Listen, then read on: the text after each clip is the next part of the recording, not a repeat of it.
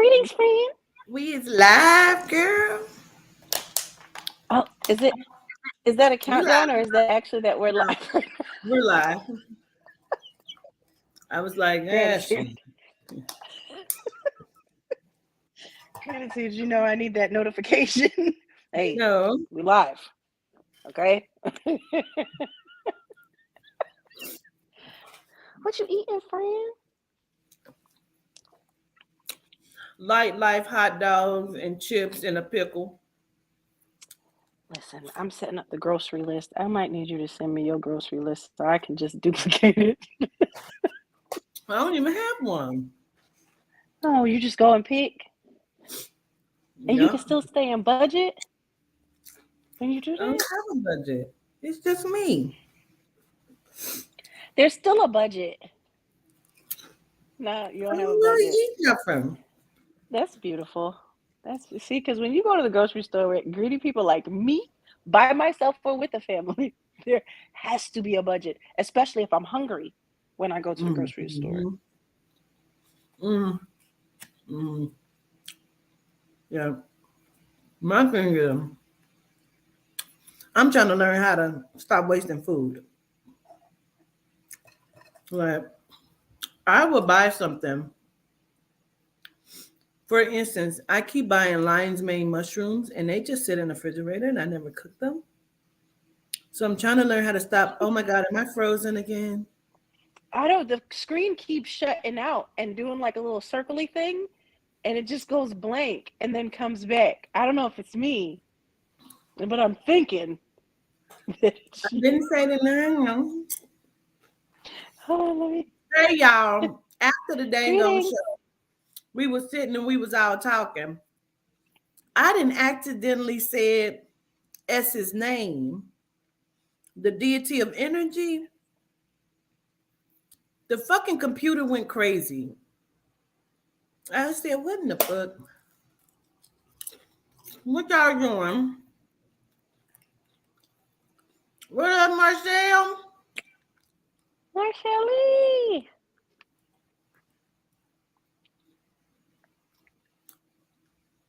Crab, vegan Yeah. crab? Really? Mm-hmm. Nursing.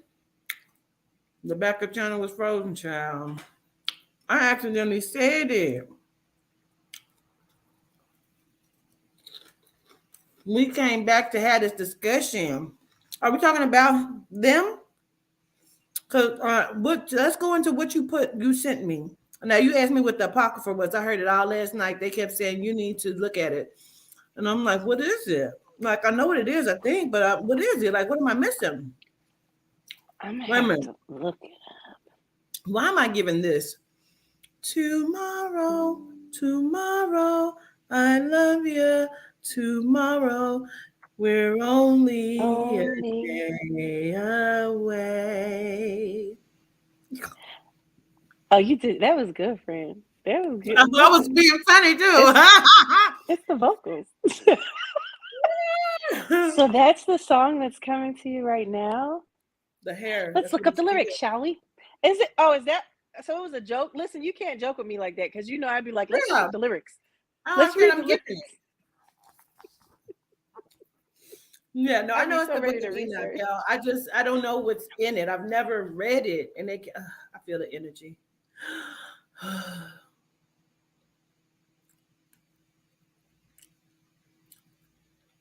Gratitude, you okay? Right as you said that, I had just got a really striking pain in my head at the same My, right the right before energy you went said up. that. Yeah, the energy Yeah. went up. Whew. You know what's really Simple. interesting? Yes. All the way. Shirley Temple. Oh, that's a sad story with Shirley Temple too, though. That's Mm. that's where they say that all of that stuff started. Like the display of it was with Shirley Mm. Temple and her story. Um, the ears ringing, has it been at a higher pitch? Because it was like shrieking today. And I'm My not sure what that energy is means. super high right now. Excuse me. Shit. I give gratitude I like when your energy's super high, and I like when stuff happens over there. I just don't want it to happen here too. Just keep it over there. I mean, this is what my friend is here for. Keep it over there. Keep them lights flashing. It makes me feel good. I feel all of it.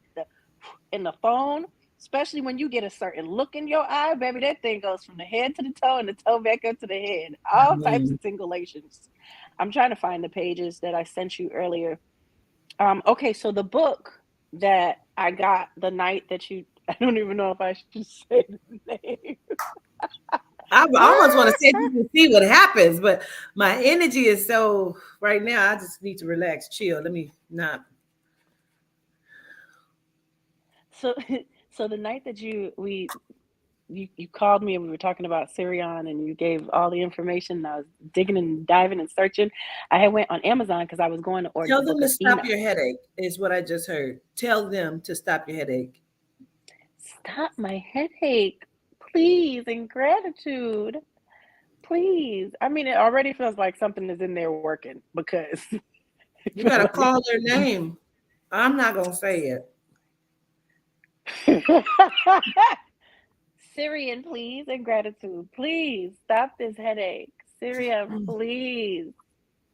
I ask that they step into my divine essence, that they come into this space that I am in, that they heal whatever this is that is going on with my head. I give gratitude in advance to my ancestors, deities, divines. I give gratitude, Sirian, Yehuda, and to all the deities and my good, good friend Quatiter. Ashe. I say. You believe Malika? I'm actually, look, you saw my face, like the thumping stopped.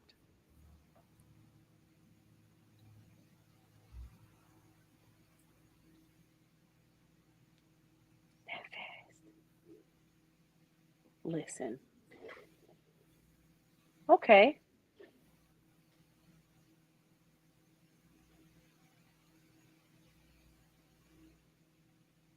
Yeah, it's not striking anymore. There's something interesting happening because I keep hearing the deity say, "We love Malika." I love the deities too. It's this I love specific man. you not you so you really you just go I'm so scared. No, but look, the connection between Etheria and Sirion, like I have felt so superbly connected.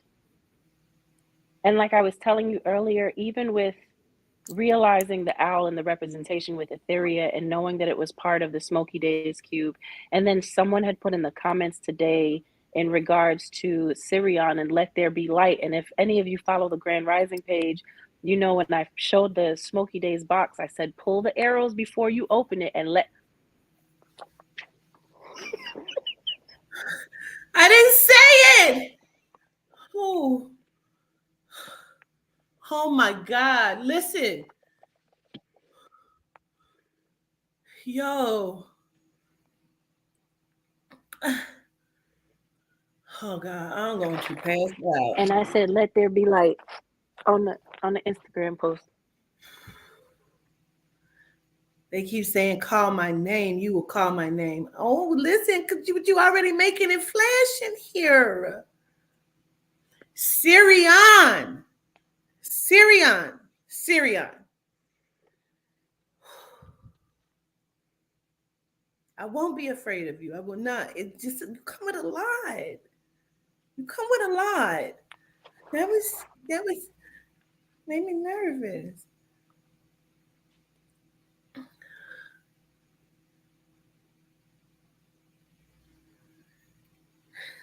Let me put my glasses on. I can't see.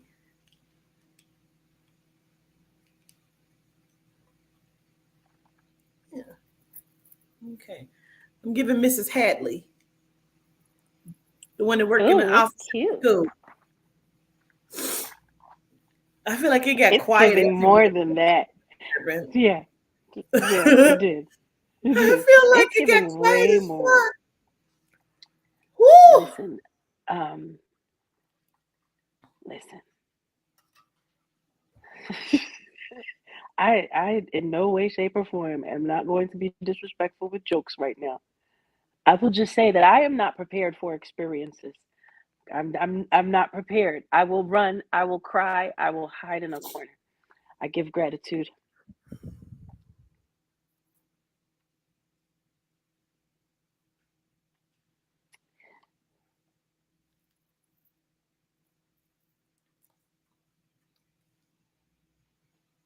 What do you feel, friend?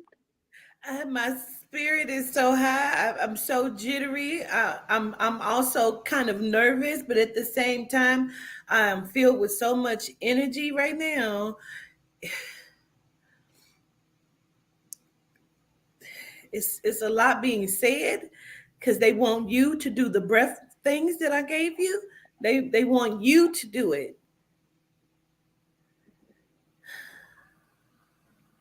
What I I just don't. do? I don't know. The work is for Quatita. I am not. I am. I'm a. I'm not. I will. Dashe. That was scary. It happened twice. That was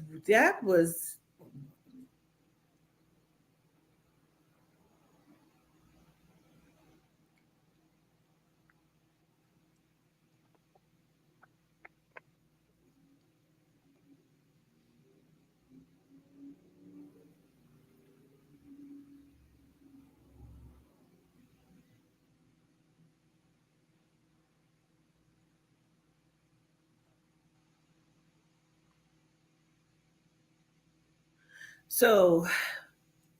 This is what they say. They say that I am Sirian. I am one of the greatest deities. I am not greater or higher than Adina. I am not greater or higher than um, Yehuda. Um, I am not greater or higher than Etheria, but I run neck and neck with Etheria. And I said, you can't boss me. That's not what deities do. And they said, no, we're just very like you will know who we are, kind of thing. Authoritative. Yes.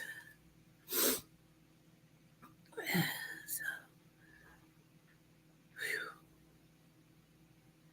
feel like it's crickets. Like,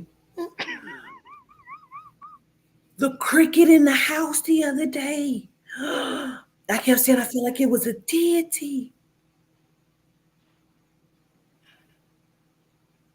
I am trembly as fuck. You're not the only one. Didn't. Okay, charming. Okay, charming. What she say?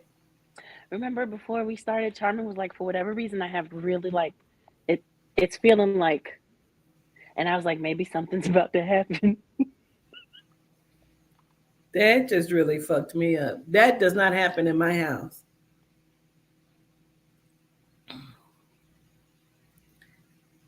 Whew, I love it though. Don't get me wrong. I absolutely love it. But that is different. You say I was trembling, damn it. I'm trying to tell you that energy is like for real, for real.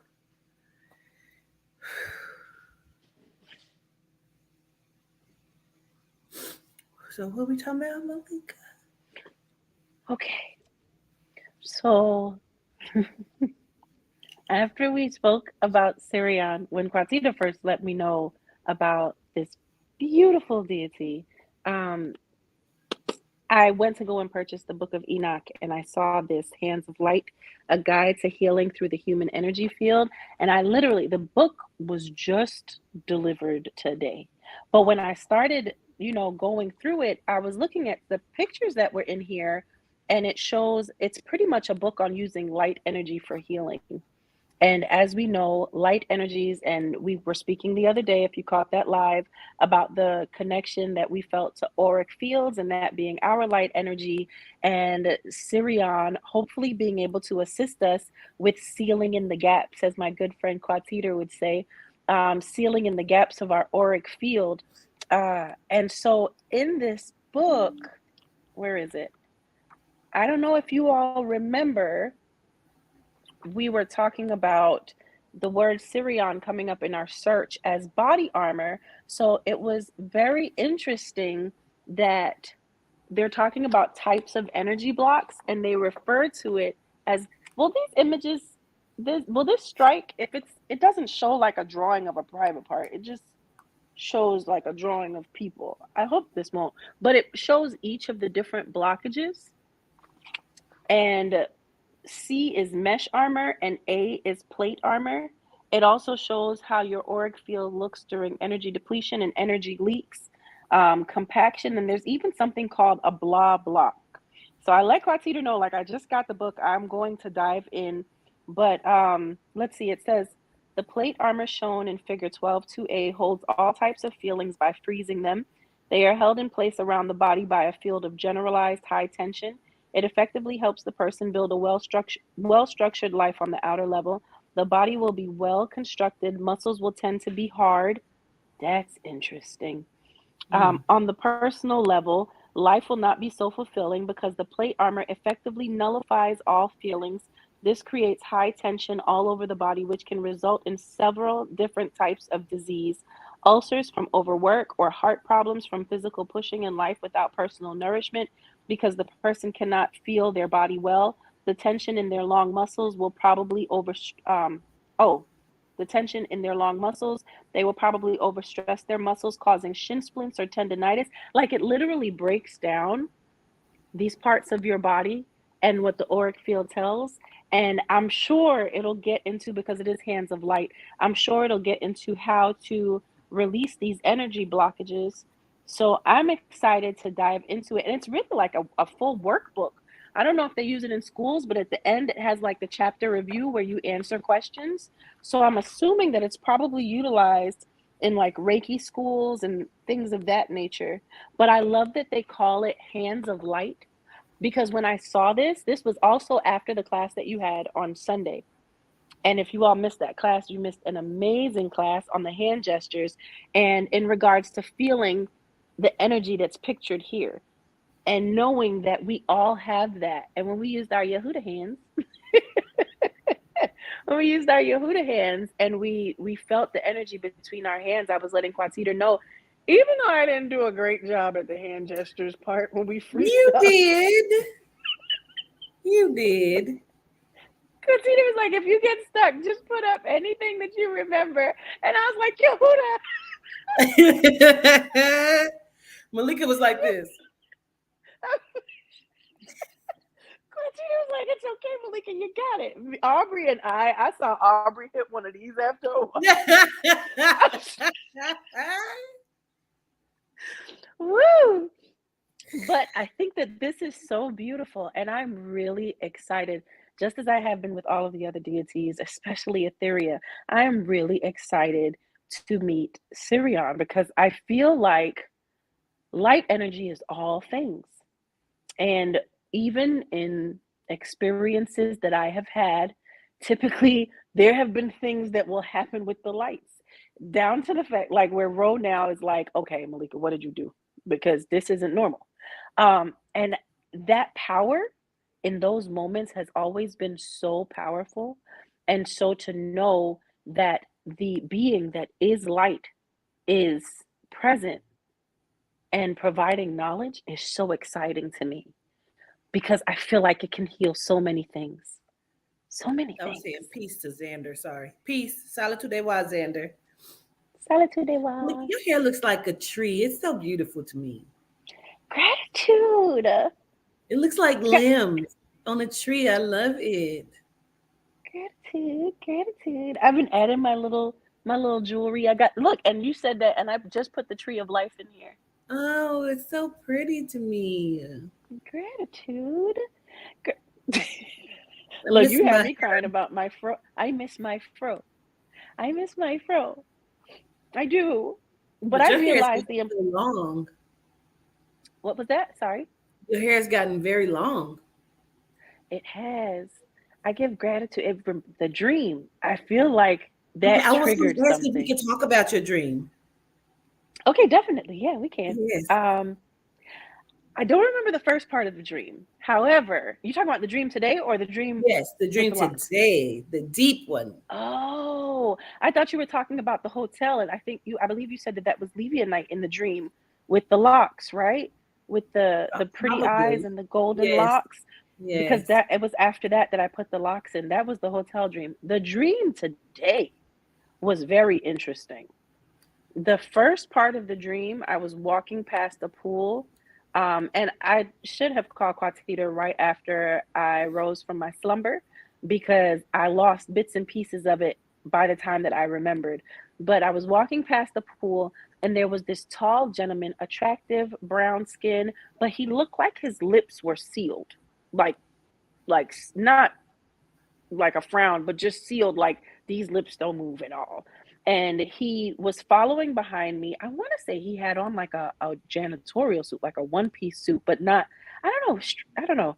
I'm trying to remember, but he was really tall. And the energy of it all was very strong. Like I had told Quatiter, I didn't know if I wanted to run or hug him. And he had these vent plates, like your AC cover, those vents, ceiling plates that you would cover a vent with. He had a stack of them in his arms, like he was carrying them. And I walked past him. I could see him it wasn't like he was sitting, he wasn't leaning, he was just standing there still. Once I walked past him, it's as if it activated something. He came right behind me and he followed me into the first doors of this pool area that went into a building. And I turned around and he shoved the plate into my chest. And I remember looking at it like, this is an AC vent plate. And he kept pointing up and just kept pointing up. And then he shoved another one in my chest. And it was like a hard shove. And then he kept pointing up. So I didn't know how to take it. Like, are they watching through the vents? Is there something with the vents? What does the vent symbolize? Okay, so on the second shove now, it's switched. And I was in the house with a woman who I assume was like a voodoo priestess because she was doing the work. And it was like there were individuals trying to stop her from doing the work. And without You touching seen them, that, didn't you, Rakia? You saw that, didn't you? They saw it. See, you was talking, you didn't see it. My lights went off in here. Go ahead, Malika. No, we're listening. oh, okay. Go ahead. Yes. So so she started flinging people, like just as she's doing her work, unbothered. Anyone who tried to run towards, she wouldn't even look up. It was just like floop, floop. They couldn't enter the mesh of protection that was her, whether she was doing it with her, whatever. They weren't getting close. And again, I went from being in the hallway with this beautiful gentleman to now being in this apartment watching her. So I'm freaking out. I'm a little scared, looking like, is she about to mess me up, f me up? Yeah. What we getting at? And she got up once she finished her work. She got up. She put on a long coat and she went to walk out the door. Before she did, she turned around and she said something to me, but I don't remember what it was that she said to me. I typically don't, but Ro has told me to stop stressing about that because he says maybe the language that you receive it in, you don't need to hear it to be it or feel it in this experience. So I've left those moments alone. I've been like, okay, I receive it, I accept it. Then it switched, and I was in this desert area. It was just like when you think of the crackles in the dirt, like that place in Utah that I had wanted to stay at. The crackles in the dirt, and there was a beautiful body of water though that was like not really to the center, and I couldn't see myself this time. The other two scenes I did, but this one I was looking from a distance at what was happening. And there was this beautiful body of water. I'm talking about crystal clear water in the middle of this sun blazing desert. And this woman was running up to this group of people, and she was like saying her child, she needed to get to her child. And there was a child that was with the group of people. And before I knew it, she went from running to being head first down in the body of water. And her legs were sticking up out the water. And when I say fighting to get out of the water, and they were just very calm and they were all just kind of sitting around like how you would if you were just hanging out. They weren't affected by it at all. And it was them controlling her body and stopping her from being able to come back up. And then it zoomed in, and the lady had bent down to the child. And oh, what did she say? She had said, like, you're better off without her. And the as much emotion as the mother had for her child, the child had no emotion for her whatsoever. The child just kind of stood there and just kind of watched and like in intrigue and didn't react. Wasn't like, get off of me or nothing like that. And then I got up and I let my friend Quatita know later on. That was very, very deep. Because you said even when the lady, you said she was running, then she was head first into the water. Mhm. And you was like, nobody like pushed her in there and then like she just was in that shit. Like for She me, went from one to the other, like the dimension hopping that you were talking about. Like, yes.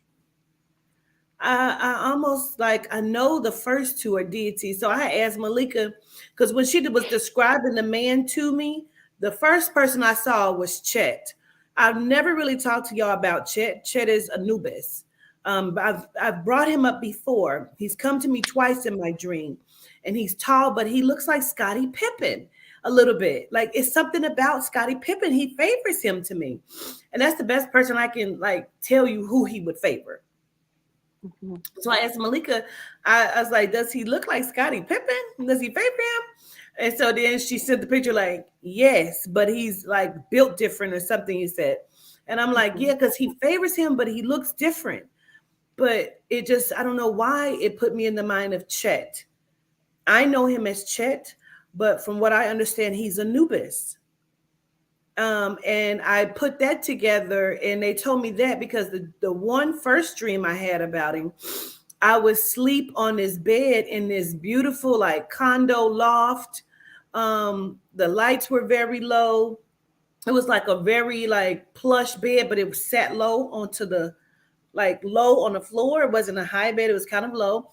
And I was surrounded by Doberman pinchers, and they drug me over to him. And when he came in, he had on like the Kango kind of hat. He had on really Mhm. dark glasses. He was dressed up really nice, but he had on like like not like a suit. He had on just nice clothes. He had on like a leather trench. And he was drinking from a bottle of champagne. And he laughed and he said, oh, yeah, you did. And I'm like, what the fuck? Because he had called me. That's how I woke up. I woke up in the dream. My phone was ringing. And I said, why is he FaceTiming me? I'm not putting my face in this damn phone because I'm asleep. I'm looking a mess probably. And I'm talking to him, and I hear him come in as we're on the phone, and they drugged me over to him. And this is how I knew this was more than a dream, because as they're dragging me, they're not dragging me to hurt me, they're bringing me to him. One clamped down on my butt trying to pick me up. I felt it in the dream, and I felt it when I woke up. My ass was sore. I knew I was more, it was more than a dream. So the second time Chet came to me, I was asleep again on the couch in the hospital room. He was in a hospital bed. He didn't have any glasses on, but his face was blurred out. I could see the rest of him, and he had on a hospital gown. He was the nurse was standing there giving him something, and he was talking to me, trying to get my attention. I woke up. I'm like, what? He said, "Are you ready to get this money?" I said, "Always." He said, "Let's get it." And then I guess I went back to sleep because then I woke up.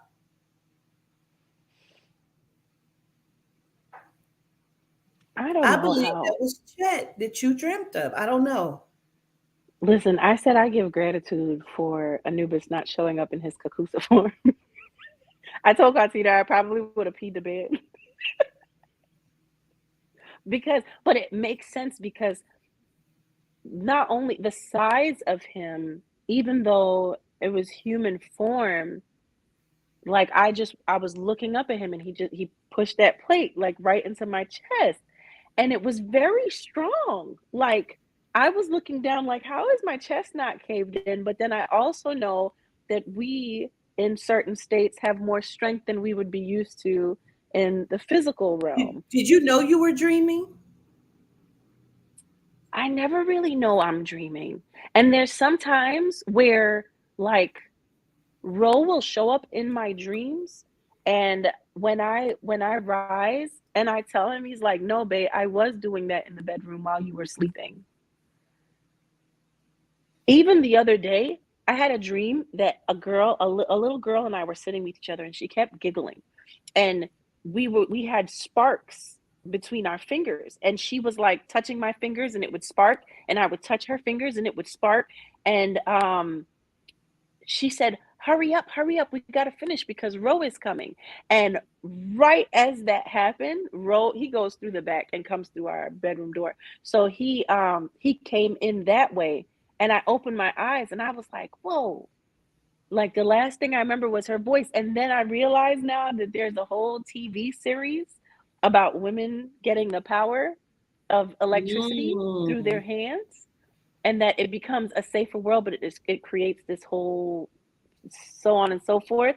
So I'm like, okay, I, I don't know. It's a lot. So I never really know when I'm dreaming until I get up and it stops feeling shifty. Okay, so then let me ask you this because I saw somebody just put it in the chat. For me, what looks like Scottie Pippen on Chet to me is the nose. So if somebody just asked, is it the nose? For me, it is the nose. That's the way his nose is shaped. The reason why I keep comparing him to him, plus he's tall and thin, so I don't know. I guess the question is also for you too.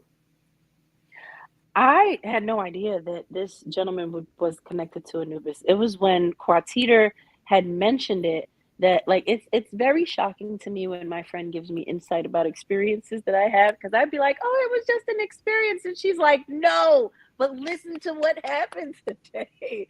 So I had no idea, but when Quartiter told me, I didn't know what Scottie Pippen looked like. So I was like, let me pull up a picture real quick so I can see.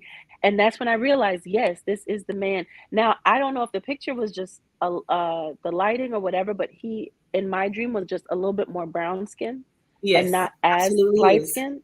Okay. And Yes. see, we didn't talk about that earlier either. And I didn't mention to Quatita that he had a hat on. And then she was just stating that he was wearing a Kango in her dream. So it's little things like that in our conversations where I'm like, oh, okay, great.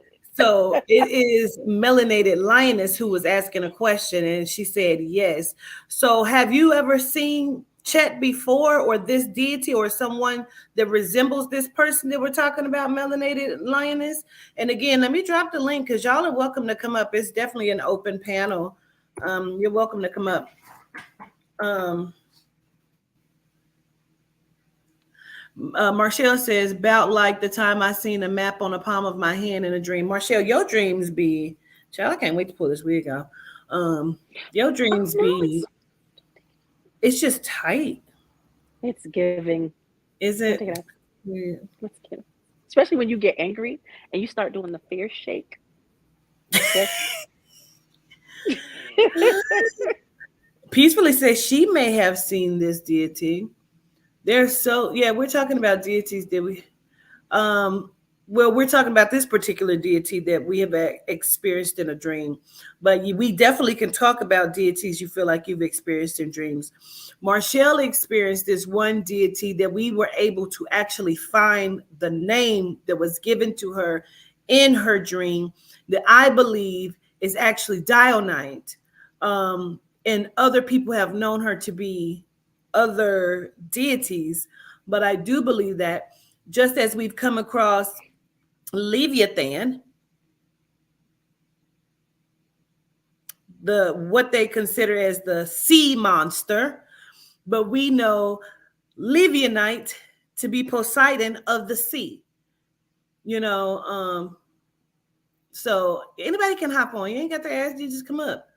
I put the chat, I put it in the chat. You just come on up here. You ain't gotta ask. It's an open panel. That's why I put open panel right there, so y'all know. Come on up and whatever. You can have the conversation. We ain't tripping. This was what we were supposed to do last night, but Malika had went to sleep.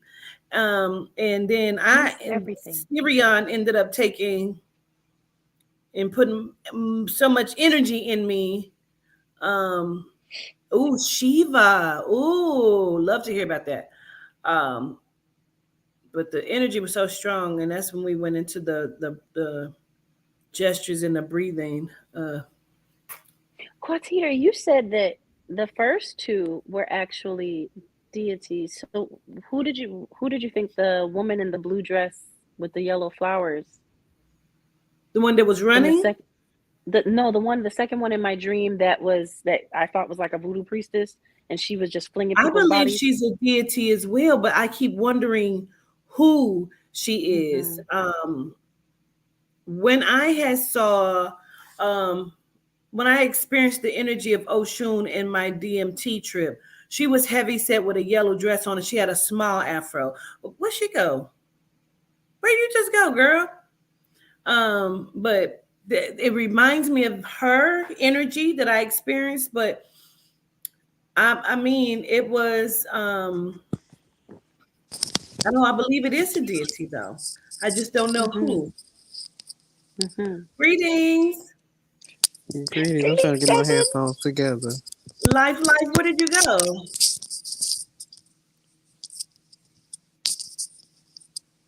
I just feel like I need the click clacks back. Yes, we know who Allie Carter is. I need the click clacks back, guided.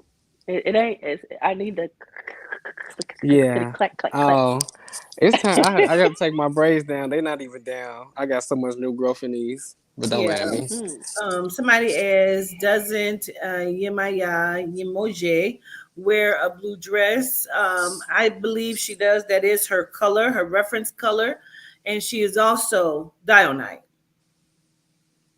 Mm, Ashe. What you that came Because up the with too. thing that was, guy? She about oh, go ahead, I Mimi. was I was saying it in the chat. What you was gonna say? no, I was just gonna say I was very frightened when I didn't know if the energy that was flinging these people left and right was going to turn around on me. But when she put on her, she got up like I'm done with my work. It reminded me very much of Quatiter. She put on her long coat. It was very like she was in a very masculine, feminine energy when she was working and unbothered by whatever was happening. And then she put on the long coat. But when she turned around before, as she opened the door and turned around to me, it wasn't the aggressiveness. It was more like a smile, and she said something. And See, I so thought you that's when were I, gonna say that it was me at first, but you didn't. So I'm like, well, she would know if it was my face. She would know if it was right, me. You know what yeah. I mean? So I'm like, no, But that's a deity. it was very much your energy. And when you say yellow dress, I've I had a deity back in Georgia come into my dream, and she spoke in a different tongue. And when I looked it up, that's when I found out about the genocide in Shark Island, because it was the exact one of the words that I could remember. I never knew about the genocide and the concentration camps off the coast of Africa. And that's how I learned about that. And they were actually in feud at that moment about reparations from Germany to the descendants because of the all of the horrible things that they did while they were there. And Mm. right after that, I had the dream about the sun and the butterflies and the moon and my family welcoming me. So it was pretty interesting. And you mentioned Oshun's story today, and I thought about it because that is the moment that I transitioned, really started transitioning from music to more of a healing perspective. And so I wonder if it's that you had me and you don't appreciate me. So I'm going to my space now. And when I come back, you're not going to get me in the same form because you didn't appreciate me. Anyway, sorry. Okay, got it. Oh, that was deep. But I was just gonna ask because I'm thinking about your dream that you just said. Right, I'm thinking of two different aspects. Right, because I know when governors have told us, the bit that she told us about Syrian, about combustible energy and light. Um, in regards to combustible energy, wouldn't that be lightning? Yes. So I feel like the reason why Syrian is saying yes, we like you, because I feel like they were playing with you in your dream, but you didn't realize it was them. Two, um, also what you had said about she was flicking the people.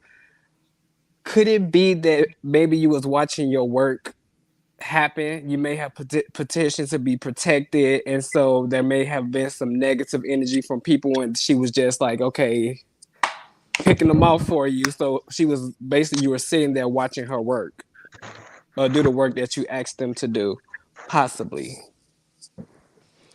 You know, that it's really interesting. Two things that you said. The lightning, because I have been calling Quantiter every day about these lightning storms that we have been experiencing and the rolling thunder, and how I just want to crawl under my bed and go to sleep because I'm frightened. And we connected it also to the power of Syria, right? And that whole light energy perspective. And then the other thing that you said with removing that additional whatever is against me from my space, stepping in and doing work that maybe I have not been able to clear or whatever the case is. After I had this dream, I had a very big opportunity happen. And when I spoke to Quatita about it, we both said that's so random.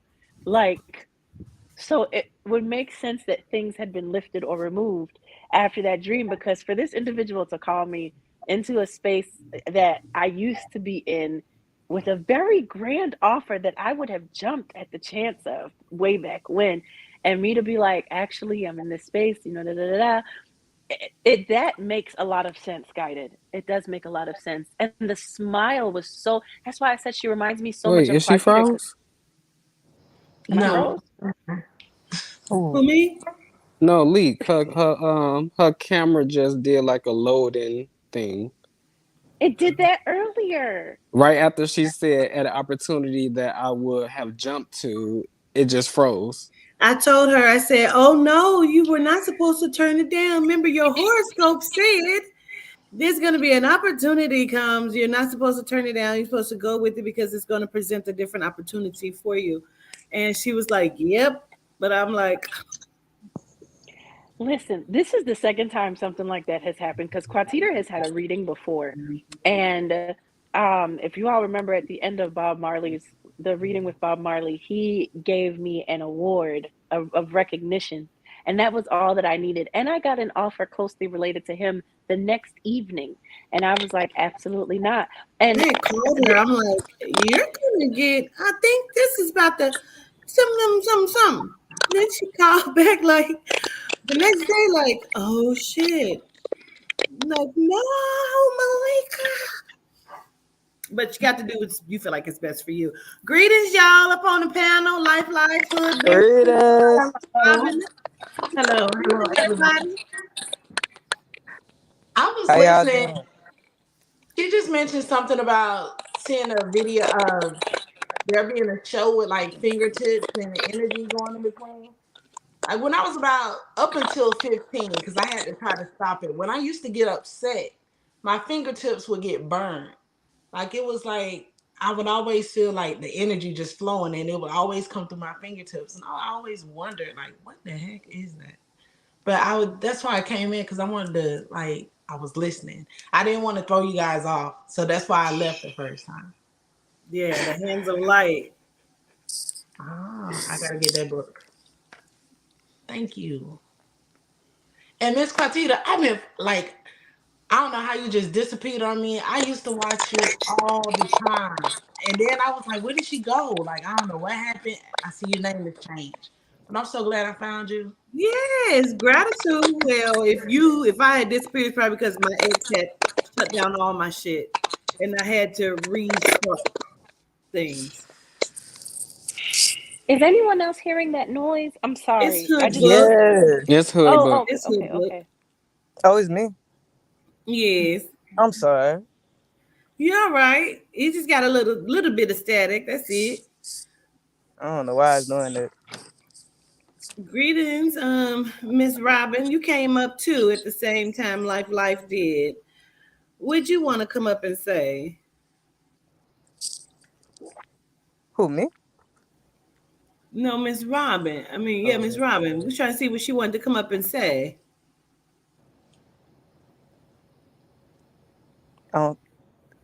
She knows she on mute. I don't know. Yeah, she. You just came up here to sit? Yeah, we came up here to talk.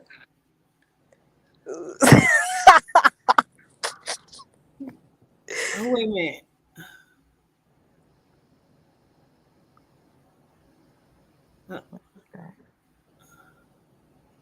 I'm so confused.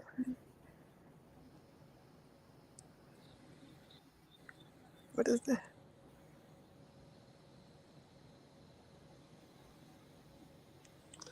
Oh, it is Gwen. You can't see it. It's not in the camera. You got to push it over some. That way.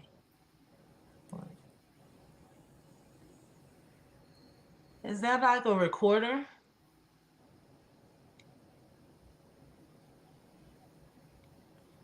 Oh, those are hearing aids. Are those hearing aids? Oh, Okay.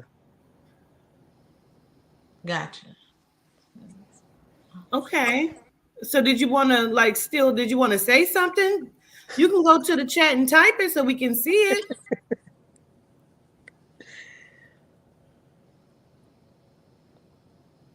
Go ahead, Hood Book. Greetings. Greetings. Nice to meet y'all. I wanted to share an experience I had when I was on shrooms, and I wanted to see, like, if you could piece it together for me. So I was on shrooms one day, and like I was in, I think, my friend's house or some shit like that, and I had seen, like, the dog in Egypt. It's like the statue, right? Well, I don't know if it's in Egypt, but the dog, like I don't know what the hell it is. I don't know if it's Anubis, but it's the dog. Yeah. Mm-hmm. Yeah. It's Anubis. I had seen it coming out the wall, and like then like I looked at my skin and shit, and I had hieroglyphics on it. Mm. And I was trying to see, like, I told my mentor about this. He my Tai Chi teacher or whatever. But I was trying to see your perspective on it and shit. I mean, it very well could be. It very well could be, hieroglyphics. That is so interesting. And then you said you do tattoos? No, I said Tai Chi. Oh, Tai Chi. Oh. Yeah. And I, before that, like previously, like I had never did no research on Egyptian stuff and nothing like that. Like I always been spiritual. Hold on, wait. You had never did no what? I had I had never did Did this motherfucker say Egyptian? Yeah. You just couldn't let it go. You just couldn't let it go. But you know what I mean. You know what I mean. Go ahead, Hood. But yeah, like I never did like. But I like it though. Any research on Egyptians? Egyptians, Yeah, yes. yeah, Egyptian, yeah. AKA Egyptians. Yeah, Egyptian, We're gonna add that. We're gonna add that yeah. one. Peter, Hey, we gonna say that from now on. man. But no, like I had never did research on, Egyptian stuff or nothing like that. So I was kind of confused, like why that showed up. Cause it was all on my face. I looked in the mirror. It was on my hands and my legs and shit like that. Then it came out the wall. And it's like, I don't know, like I felt super duper energized and shit. I was confused as hell.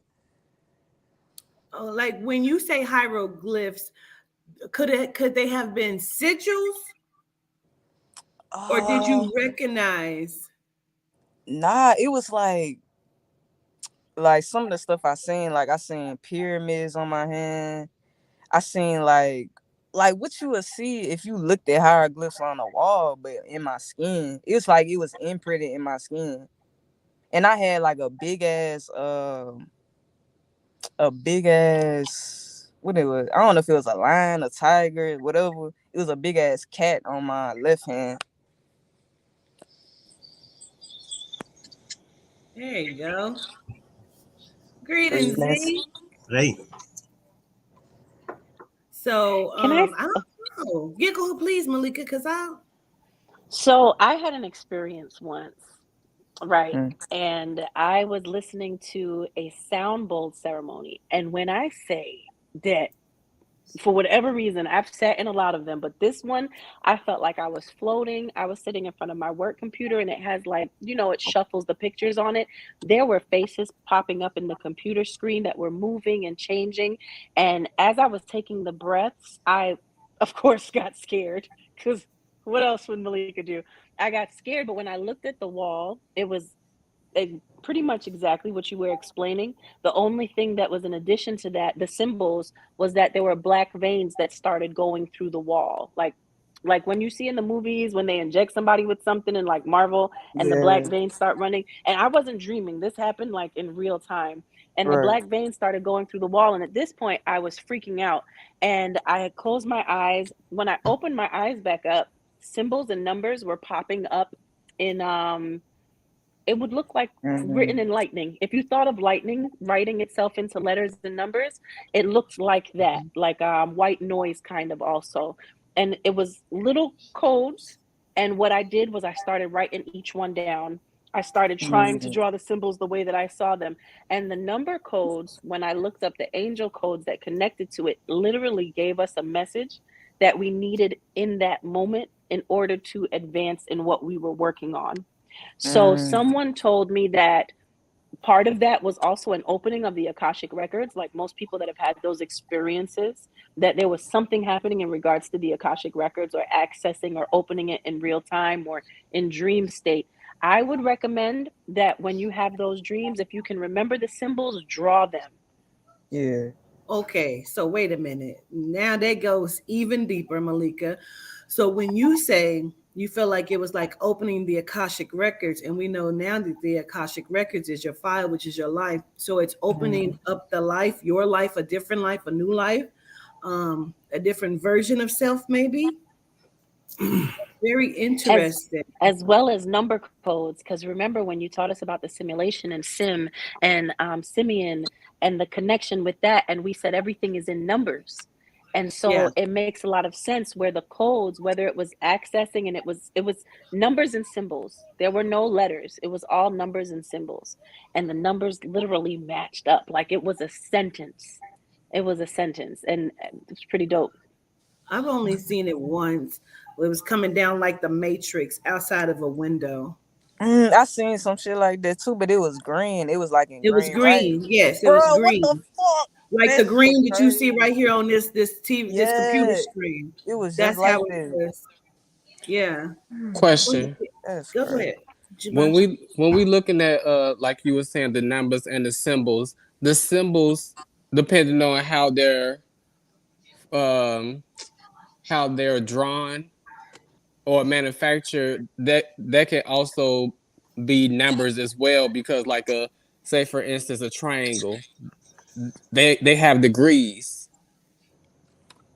You know what I'm saying?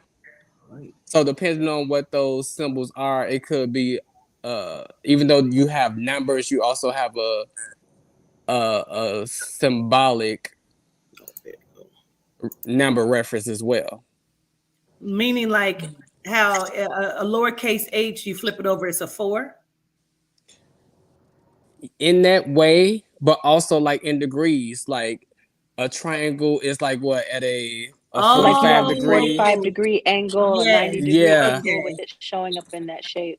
Got it. Gotcha. yeah, Gotcha. and then Okay. being that it have three sides, it pretty much have like three angles. So calculating those angles inside could also mean something too, and that will be congruent to the numbers that's outside of that symbol. Right. Okay. I definitely You don't know, have I an answer for hood book because I've never experienced that. I've been taken to Egypt one time and it was so quick. I was taken inside Mm-hmm. of a pyramid by a dark skinned lady. Her skin shimmered like gold. Hmm. Mm-hmm. I know in Hebrew, like the letters, if you go back to like paleo and all that stuff, the letters are also numbers. Like your aleph, which is your A, is also number one. So that's what I thought you were saying at first. I didn't know you were saying like the degrees, but that automatically came to my head when you were saying that. Queen Peter, Tulsa. Go ahead, Malika. no, I was saying I love that you also advised him about sigils and that possibly being sigils. And I would say that's another reason to write it down or draw it, whatever you're seeing. Any symbols that you see in your dream, especially the powerful ones, if you can remember it, or even if it's just a daydream or during meditation, write it down. I had a dream once, and it was kind of like me looking out the window and telling everyone they're coming. just hold the enemy off a little bit longer. I could see the deities from a distance coming. It was an army. When I say an army, and a man tried to jab me with something, and I unalived him. And then I said, wait, I can't leave yet. And I drew a marking on him as if marking that it was my work. And Quartita had said, that might be your sigil. And I drew it. And when I get my tattoo, it will be on my body because I feel So like listen, it's straight. Malika, I looked down at my tattoo today and I'm like, oh shit, I left out half the sigil. And I said, maybe I'll just go and have her. And Yehuda said, no, it's not for everybody to know on how to complete the sigil. And because how did I forget? It was so important. How did I forget this very valuable piece of the sigil? Yehuda said it's not for everybody to know. Who said that? Yehuda. Can I ask a question about? Oh, my bad. No, go ahead. I was just speaking. I'm just saying hey to everybody. Greetings. Yeah, go ahead, like. Greetings and gratitude to everybody. Same to you. Okay. Question about dreams. Have you ever had a dream to where like you were in a place where you needed to scream but you couldn't scream? Does anybody know what that is? Don't know what it is, but I've not been able to run fast or like, scream. I know different energies like come off your body, different frequencies and stuff kind of like tune you into different realms. So when you like dreamscaping, we call it spiritual traveling, you tend to like move slow, or you tend to like get flashing images and different like lettery and stuff like that. Queen Tulsa, I wanted to hear, because you've been up here for a while, I wanted to hear what you wanted to say. Greetings and gratitude. This is totally off topic, but the interview that you did last night was amazing. It was well overdue, but great timing. The way you handled yourself with so much grace and elegance and, keeping it all together and still getting it out there, the truth. And the way that you had called her out, her demons was all in that screen. I mean, you should just saw it. I mean, she was looking left and right, and it was a lot going on. Well, Genesis reached out to me. She wanted to talk to me for some reason because I feel like y'all all a part of something. The team is close to going down, and Legina is going to be the cause of that. Legina jumped on my post tonight and told me that, that I need to be, I'll read it verbatim. Give me a second. So do you know Genesis? Don't know her. I'm just doing commentary. I did a review on your interview. I gave my commentary. Please don't strike me. But listen, everybody needs to know this woman is full of S, and stop playing with this woman like that. Aaliyah she was very serious about her career and her image and things like that. Like you wanted a moment. You would have been better off saying that you were James Brown's. Let's be honest.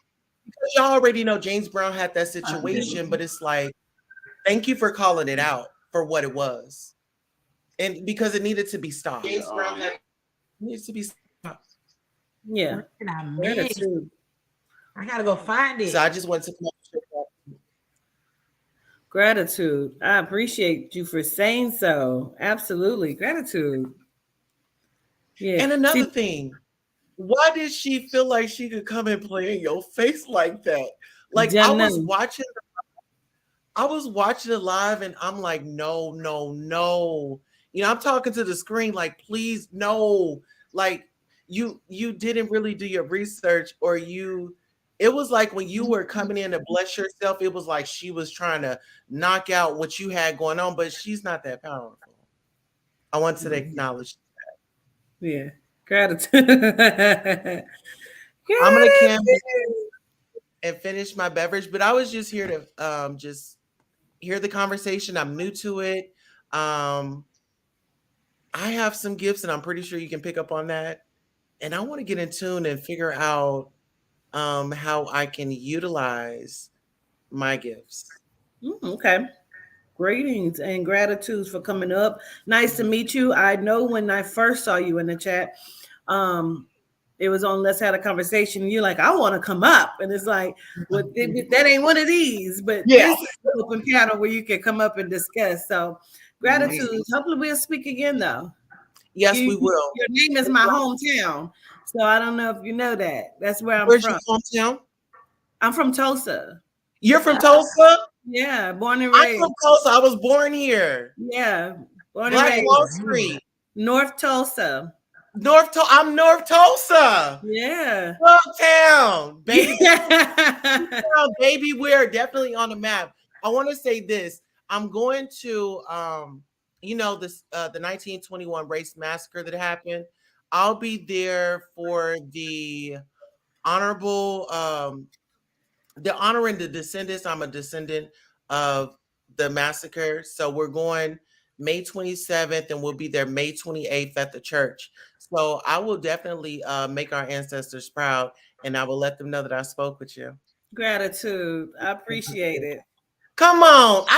Wow, small world. You Yes. from Oklahoma? From Tulsa, Oklahoma. Absolutely. Wow. You got to come back and visit. You know, they got the park on Riverside. Oh my gosh, they have like this big park. Yeah, so I lived over there too. Yeah. Oh my God. Yeah. This is so crazy. Riverside Drive. Yes. Riverside. Wow. Yeah. Oh my God.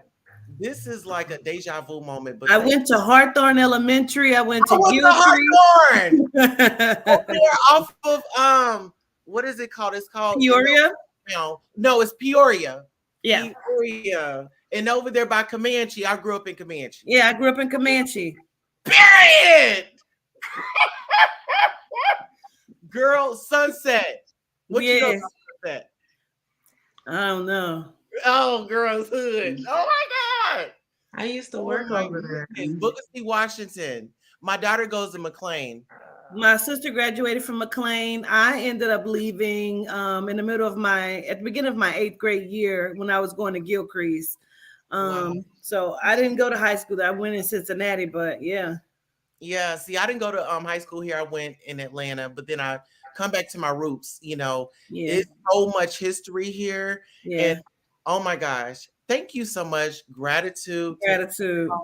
Thank you for letting me grace your panel. Absolutely.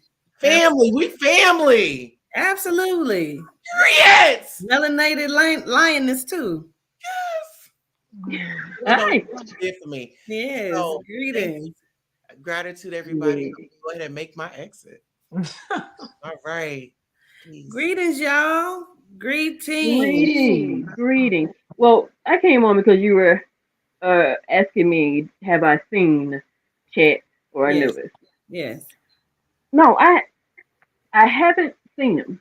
But the thing is, and I don't know if it's just me. It could be others or whatever that knows about it.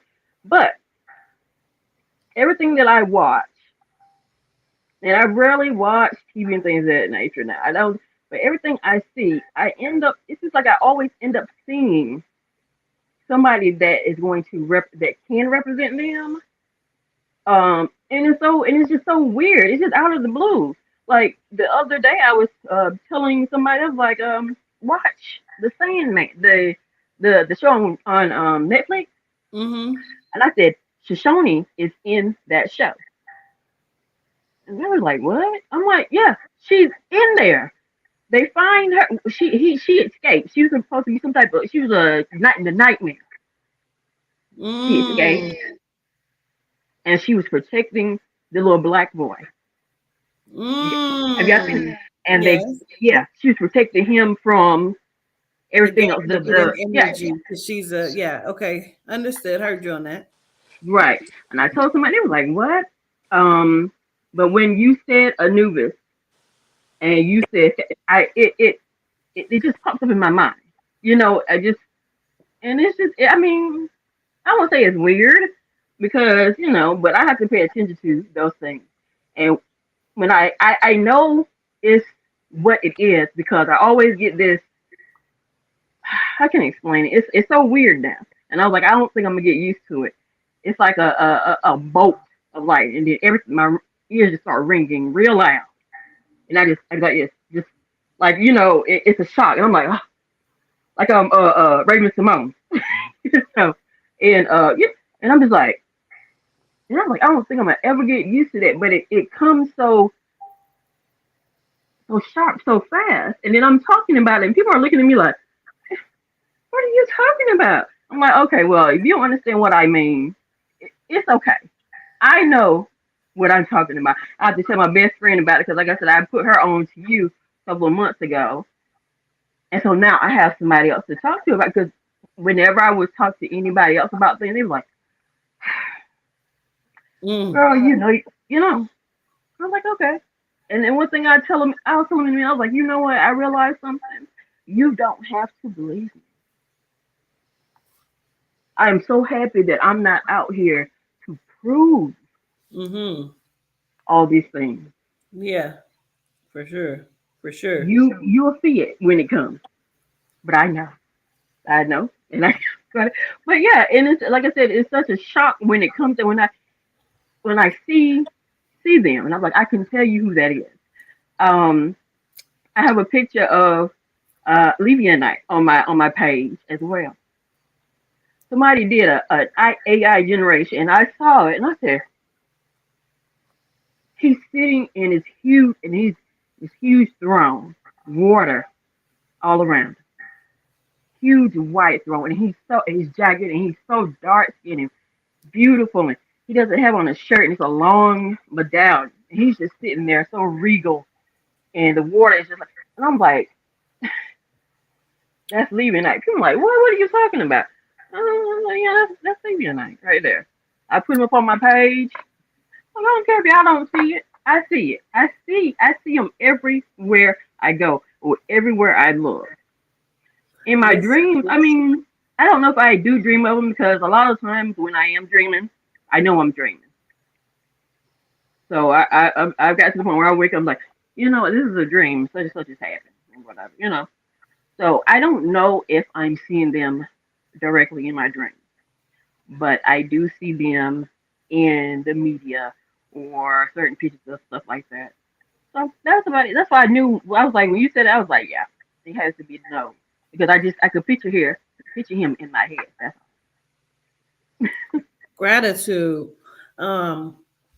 Gratitude for that. It was something else I was going to say. It kind of made me think, because I forgot to say something when you said that. It put me in the mind of the information, because see, when they give me the information when I'm in the shower, a lot of times by the time I fucking get out, I forget. That's why I be in a panic. Like, no, just wait till I'm out so I can dictate it, Mm-hmm.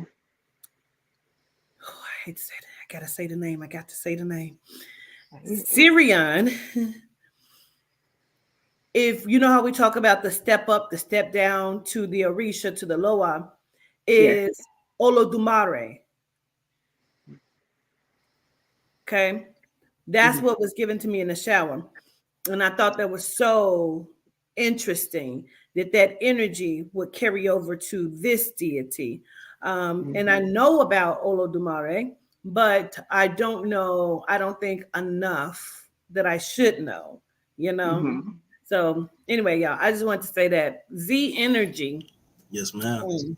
Hey. Greetings of vegan, but Z Energy, I invited you up. I texted you and I said, hey, because we were supposed to come on Saturday and Sunday or Sunday. Yeah, I remember you said something about the Jazz Fest or something. Yes, I ended up going to, this little jazz thing, and then I love jazz too. I'm a big fan of jazz. It was cool. And so then Sunday, of course, I had class, so couldn't do it then. So I'm like, this is the perfect opportunity, because I like the stuff that you give, and I just like to build. And everybody, come on, Malik, what you about to say? Can I just say I've been tripping this whole time, especially when his picture was under mine because he looks like some of my relatives. The energy, you look like some of my Hmm. relatives. It's really interesting. Oh, It's gratitude. really interesting to me. I And then don't. when I think about the research I have of a, it like all, but a go big ahead. tree like Denson's and like Bradford's and Bratz and Broadus and it's a whole shebang. Wow. Yeah, it's giving the energy. I like that lion behind them. Okay. Oh, thank you. Yes. So, come on, Z, bring up some knowledge. Let's get Oh let's yeah. get a field going. We just did a video about Baphomet energy. We just Love it. we just dropped that video because a lot of people were like real like seeing it, seeing a lot of people using that energy for the wrong things because we've been seeing a lot of, I'm gonna say Genos, Yes. Saxon. Yes. And when they use the energy wrong, you be looking at it like, oh man, they did, like church people see it, they be like, oh, why is they using it that way? And then they fear, like these fear tactics they've been using. Yeah. So when somebody that study occult information, we already dissect and look and see what the energy is, because Baphomet is really like divine. It stands for the masculine, the feminine, and also it stands for the light and dark, and it's different parts of him have different elements and still as well. Mm-hmm. So when we're looking at the Baphomet energy, we're using the energy actually to like learn creative things about yourself. So we actually is Baphomet energy when we come into this world as well, just like the Lucifer, the light, you know what I mean? So we were looking at the Baphomet because if you remember the movie Pan, the Labyrinth and all that, that's really him playing like different characters and stuff. So I haven't watched it. I know what movie you're talking about, but I have not seen it. What about Cernunnos? Cernunnos is look just like Baphomet too as well. I don't know that. Cernunnos, Pan, because you see Pan with the flute. You see Pan with the flute, the goat with the flute, right? Yeah. Yeah. The flute is actually represent the saying like the music. You know what I mean? Yeah, so that's Metatron. Baphomet used the same energy as well, though. Yes. Okay, I'm so glad you said that. Okay, so real quick, two things. Have you seen that the Genomes just opened up a library in a school and dedicated it to Baphomet? And it's very, very demonic. It's a whole library. And two, when you're looking at Mariolite, Baphindia, Metatron, and Baphomet, those are similar to the same energy. So when they come through, a lot of people are like, well, she kind of sounds like Baphindia, but their energies are kind of paired in a certain way. Yeah, it's parallel in a way. Yeah. I was looking at it like if it was like different avatars and different cultural like the Yorubas and Nigerian. I was just looking at all that, the Santa Maria and stuff like that, because all he did is like different avatars, but it's the same being, but it just got different avatars, so the different energies are used in a different way. Yeah, absolutely. You're correct, because Metatron is definitely over music. They use him a lot in the music industry, but they also call on the Baphomet's energy. So when you see their statue of the Baphomet, they use the goat, but the goat, which is Metatron, also have different body parts that don't belong to them. That's just the symbol of they have incorporated many deities into this one and combining the energies to be used. And so yesterday or day before, when I've discovered the new deity Sirion that I did not know about, and they told me, they kept saying meta, and they said Metatron, meta. Like they have used, and that was something Malika said too that reminded me, I didn't get to that point.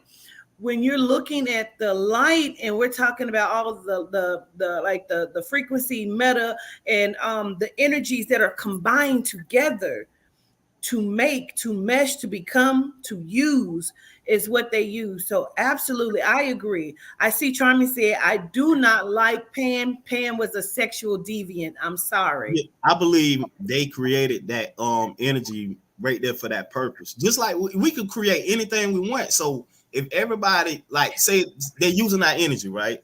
and spells and everything else. So they want to create their own line of deities, they way. So they using that same energy, they use it back on us, and they want us to live this old sexual, all this subliminal and all that, other stuff. You know what I mean? I don't even want to elaborate on that, but we see it. You know what I mean? Because they anal prolapsing, that's deviancy to me. Yeah. Absolutely. They do all of this shit in their rituals. We have no clue for real. You know what I mean? We're learning, we're becoming to understand the energy and the knowledge.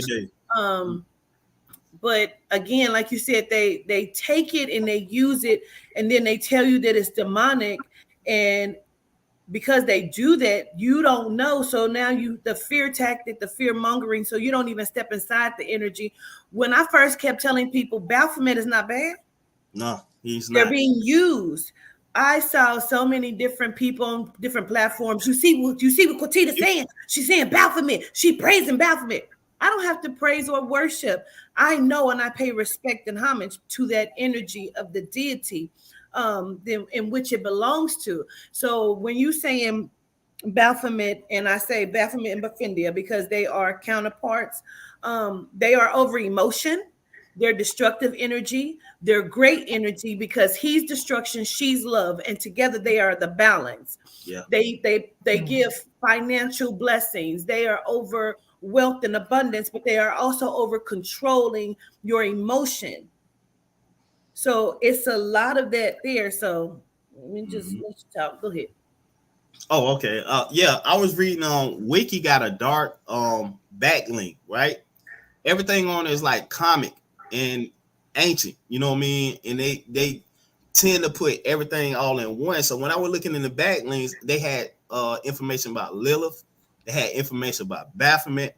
Then they were saying then I was like, just search. I'm just a search fiend. So when I was just looking through I put in I seen something called Draconic Pantheons, right? So when I went to Draconic Pantheons, I seen Baphomet was a dragon at one time. It said like him, Lilith, helped create Earth at that time. It was like a whole bunch of like different dragons. So I was just reading it. I didn't go through all of it, but I just seen it. So I said I'm gonna come back to that and I'm gonna read it because my oversoul is a dragon. Adina energy is like dragon energy. And I'm glad that you say that about Baphomet because absolutely they are more than one Kakusa because they have different avatars as many times as they had to be looped through here and re-brought around, but it's still the same deity energy. Yeah. So we were just elaborating on a lot of different things, and there are different ranks in the spiritual realms. So gods don't even stop right there at gods or deities. There's always something higher than deities. There's always something higher than the next and the next. And he was saying about Hecate. If I'm saying Hecate, or is I'm saying it right? Hecate. Yeah. He was saying how when we had these spiritual conversations, me and Zero, how when she came to hell, right? All the demons, like, I don't want to say demons, all the different, like, they salute her. Like when they know when she comes, it's almost like, oh, we got to get ourselves and get in line. It's almost like she came there and just saw, and all of them just like bow down to her. You know what I mean? Like it was just like they just had to recognize the energy of like somebody superior to them. Like it's different ranks. So I'm still trying to understand like different parts of the hell realms and different parts of the heaven realms as well. Come on, Malika. I was just gonna ask Z Energy if he had any information on the Watchers. Oh, Watchers, not too much, but I read a little bit about it. I haven't got into the Watchers yet, but it just like he was like me, like we was discussing about that too.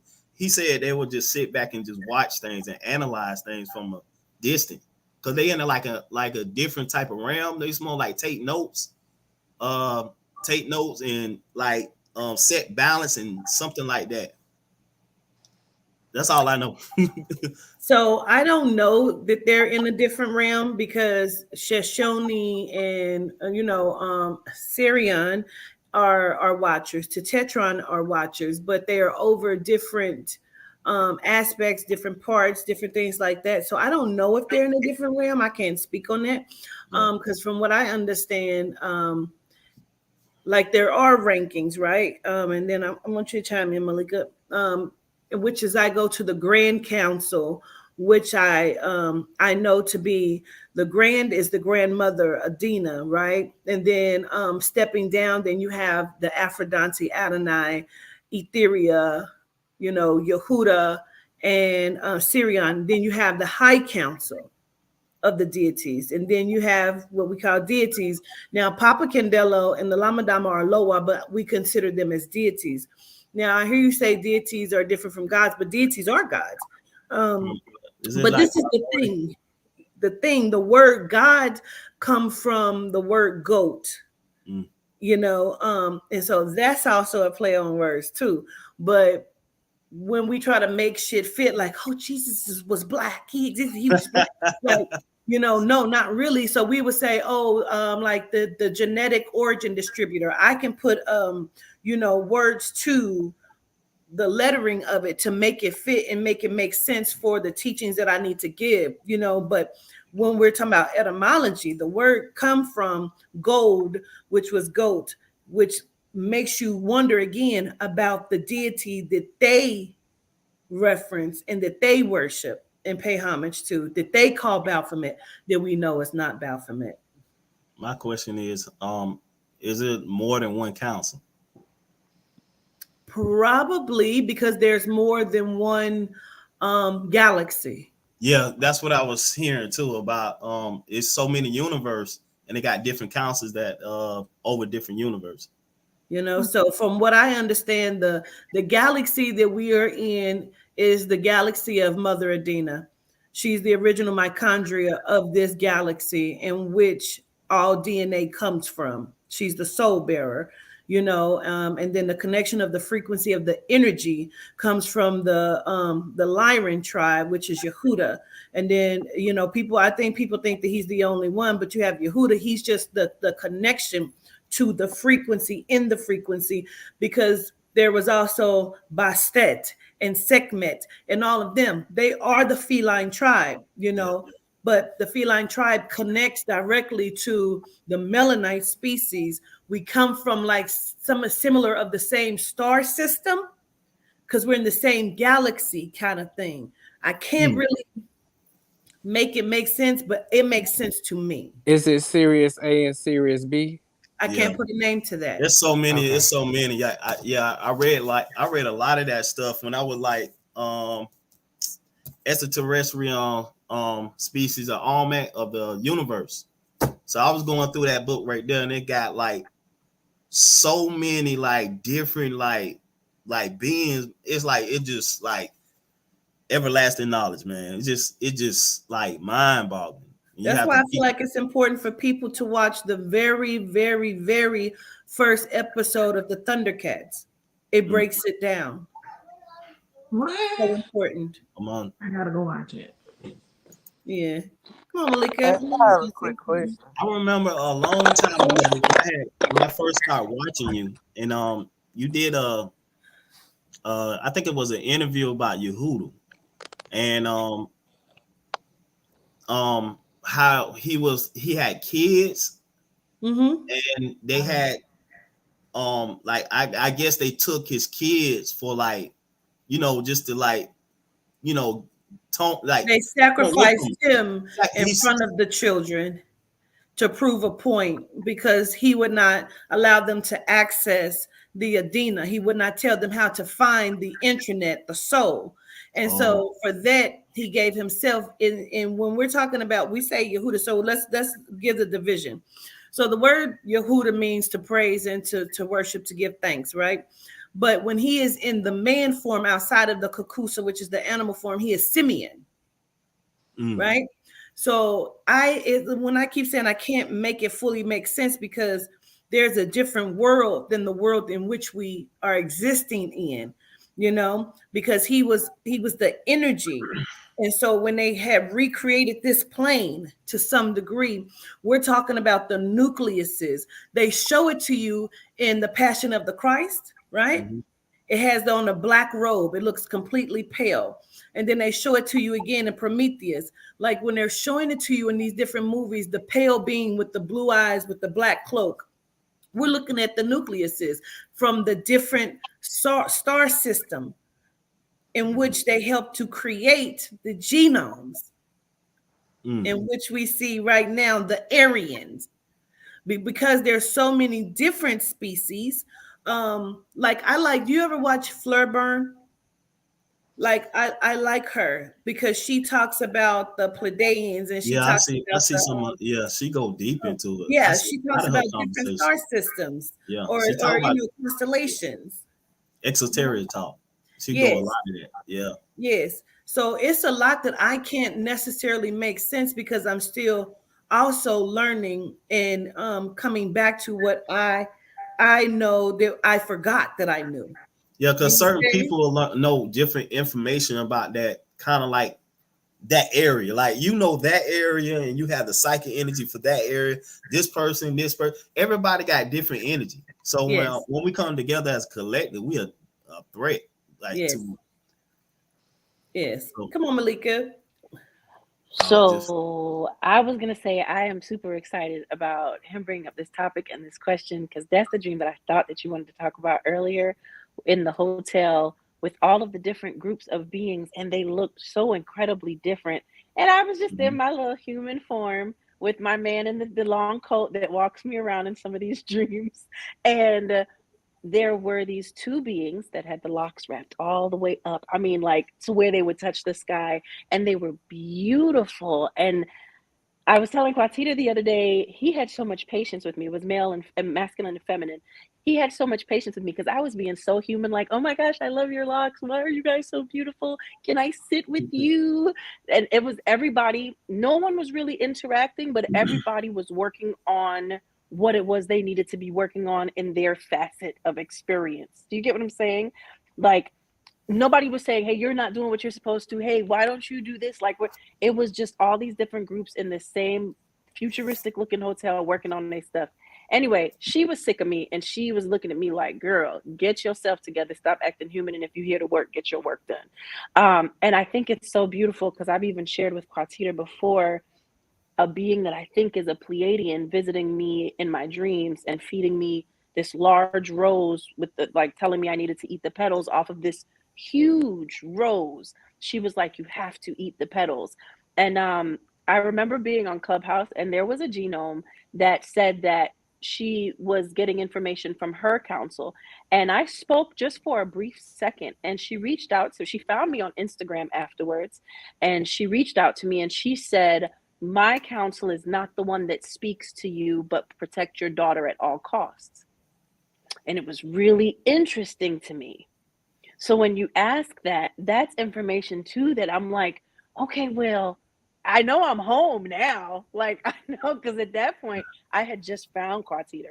I know I'm home now. I know I'm receiving the information from where I need to be receiving it from, but knowing about those different places and groups, what does that even look like? Anyway, back to the Watchers.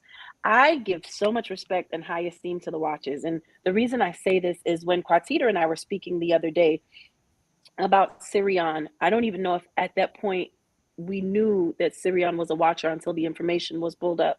But the fact that they are all knowing, and in our conversation, we also tied them to being that they're the ones that are taking the notes.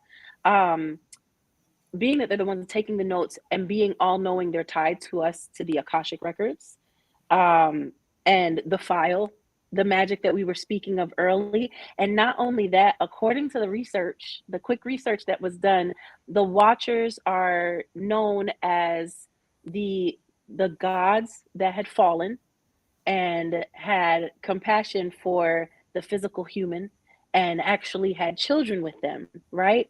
And when you think about that, we even said the other day, they've continued to do the same thing, taking the time to teach us, whether we are of the same frequency or not, which we are not. We are, but taking the time to teach us without judgment things that can advance us in our being. And I give so much gratitude, so much gratitude. And I feel like that's such a powerful position to hold. Like, so that's all I wanted to say. I love me some Got a Watchers. little bit of information on the Watchers though, if you want me to speak on it. In the book I was reading in the Almanac, it says right here the Watchers believe in the cosmic one. Okay. Then on top of that, then it says something about in a minute, Mama. I got you. She loves cereal. The Watchers believe in the cosmic law of one, as every being is sovereign. So they monitor young races and protect them from aggressive races around the universe. And the Watchers is also from the center of the controlled nervous system in the universe. Okay. You know why that's deep, Malika? Do you know why that's deep? Because they are the central processing system. It's almost like a human body. How they It is. It's just how it feel like it's just an inside body thing, and they got the nerves. It is. It When goes you hear me say right. that they are over this and they are over that, that's what I'm talking about. But it's a two-sided thing because we're in assimilation as well. So we like cells or nucleus or something like that off. Wow. I feel like the galaxy is the body. I don't know. This is just how I'm perceiving it. I allow myself to be wrong, but it seems like the galaxy is the body, and there are different. Because being that, like you said, some of the deities are all from like different star systems within the galaxy. So maybe those star systems are over particular, organs and functions of what the body would be. And because of the mixing that you've mentioned over the time, the mixing and the looping, I feel like, and even I can even say the splicing, I feel like there's a lot of us, or probably all of us, who hold different functions, or Can I all tell of the you how I functions. see it? How I Yes. see it, how I feel it, and I feel like you're like you have a great understanding of the way that I see it. I believe this particular galaxy is the brain of Mother Adina. Yeah. I believe we are inside of her mind. This is like my Throw your And phone, that goes guided. Throw even your phone. deeper. That goes even deeper because if this galaxy is like we're in her mind, it really plays right into when they say we were created in Her image. her image. So only she could make us. She's the giver of the soul. I just started sweating. I see it the same way. He is Simeon. Yehuda is Simeon. He is the pineal gland which connects. And then his mother is Nzinga. You have more than one connection here because you also have sight beyond sight. So it is a connection. We are separating it as parent, grandmother, Joseph, the father, the temples, they circle around into the brain. Like it is a full body. If you've ever seen the movie the Eternals, right? When Selma Hayek goes up and she's talking to the big crystal being. Mm-hmm.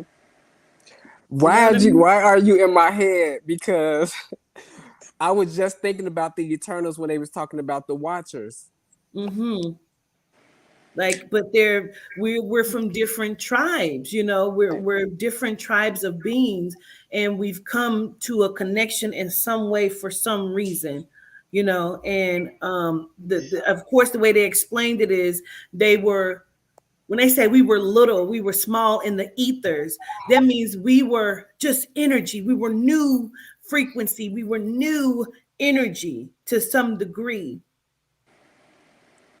I can't make it make sense, Okay. I have a It just question. registered to me when you said her galaxy because we know that our mind is our universe. So okay, I'm putting it together. Okay. Okay.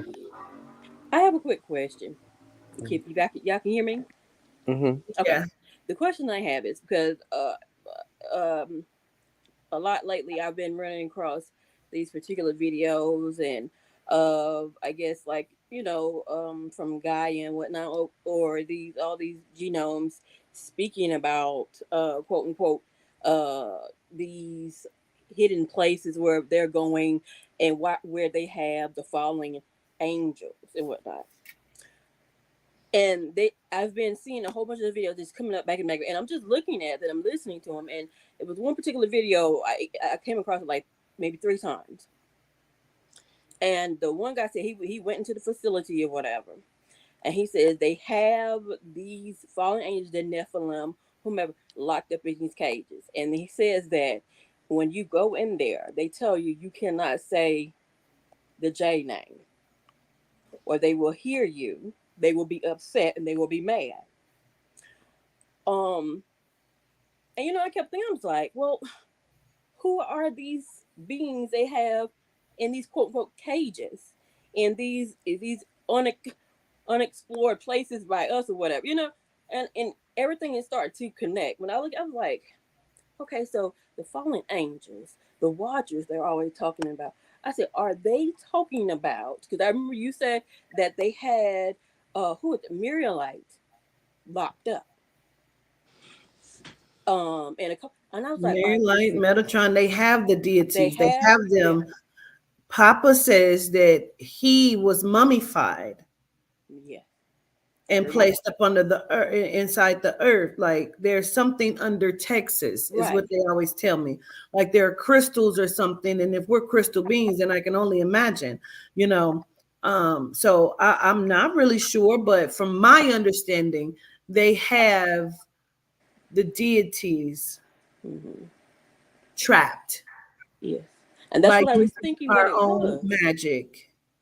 Yeah, because it kept coming back to me. I was like, who are these so-called fallen angels that they So have? And I what's keep hearing, and they love to always say because it's a war coming, and we know who's going to win.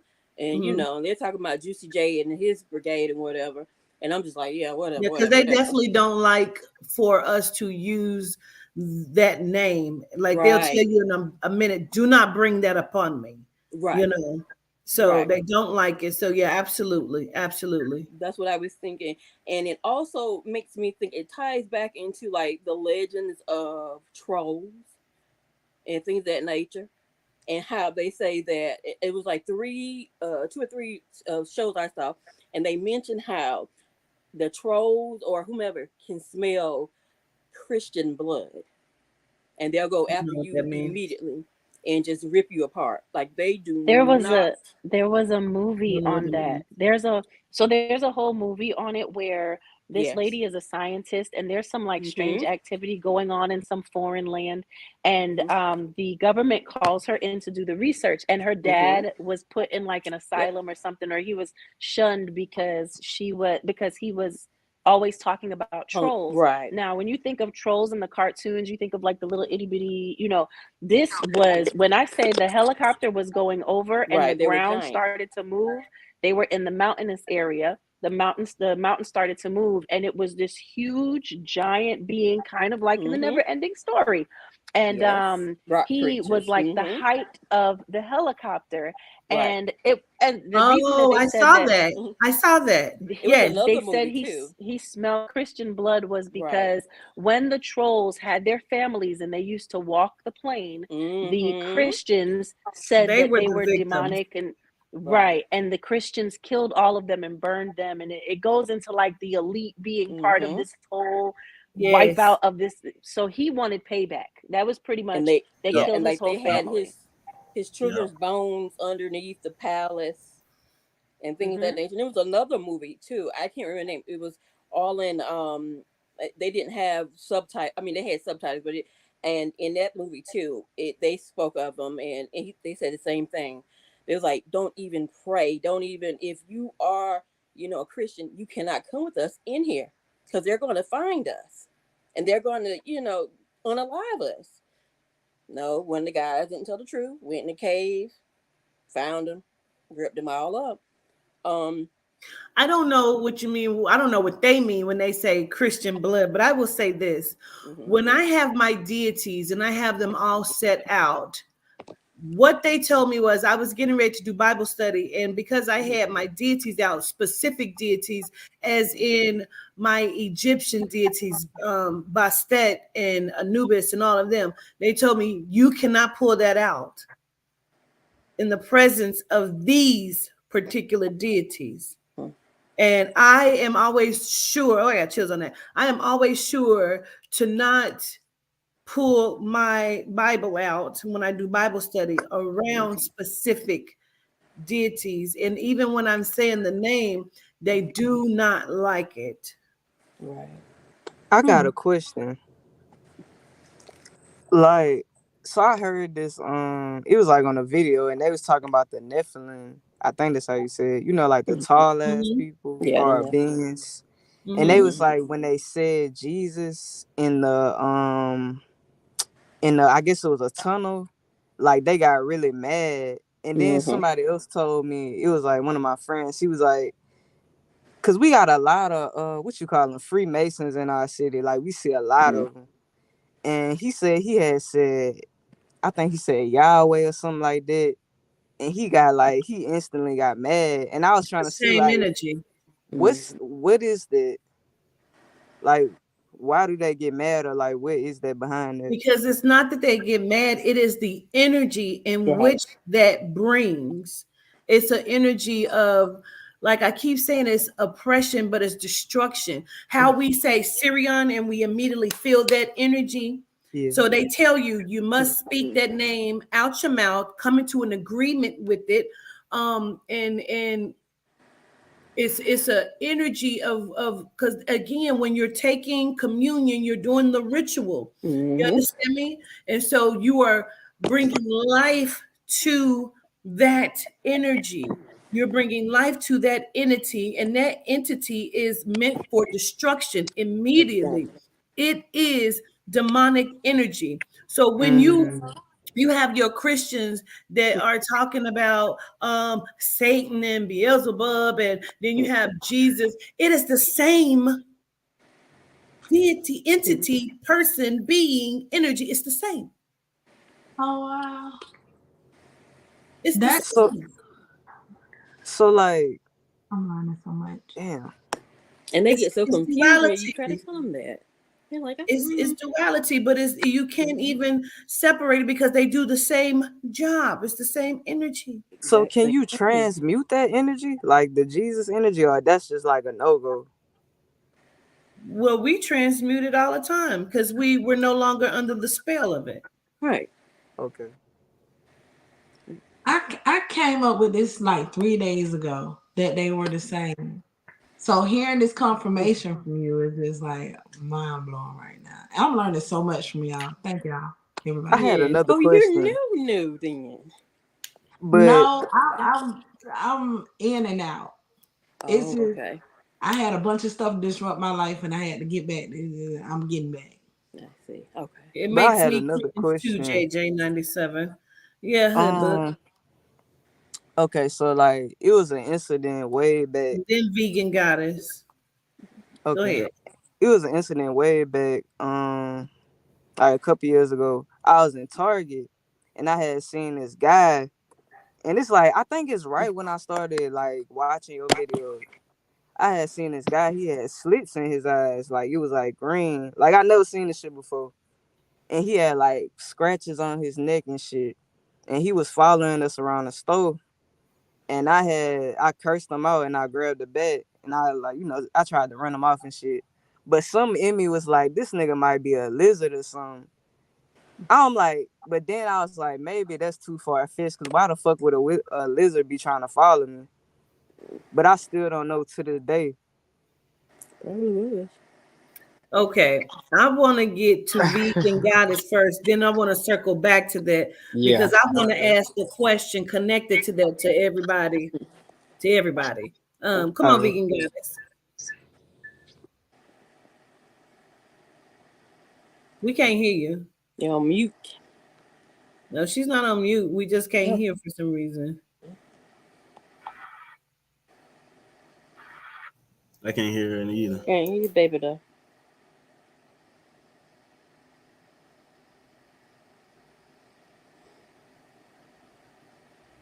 We still can't hear you. Because you're You might not have to on mute. leave and come back in. Yeah. Leave and come back because you're not on mute. I don't know why we can't hear you. Yeah, that's dealing with the communications right there. Yeah. Okay. Yeah. So while she get it fixed, I got this question because I've seen what I believe is a vampire, and I've seen what I believe is a reptilian in physical form, in the physical. Like I've seen them on TV for sure. I've seen them. I've caught them while they were doing newscasts and shit. I caught them with my phone, but I mean in the physical. I was on a live and we was at First Watch, and every time I would say to my kids, "Do y'all see that?" He would be eating. And then when I'm looking, he would talk, and when he talked, his teeth like came down like vampiric teeth. And I'm like, this is not like normal shit. His teeth looked almost, they didn't look like human. They looked vampiric, like all of them had the dog looking teeth, like the sharp teeth to them. That's how they all looked. Wow. Now, the one that I believe he may have been a reptilian or a vampire, I don't know, but I was checking into a hotel. He had red hair. His skin did not look pale, right? He almost looked tanned to me, right? And he had red hair, and his eyes, like they did not seem like they did not reflect.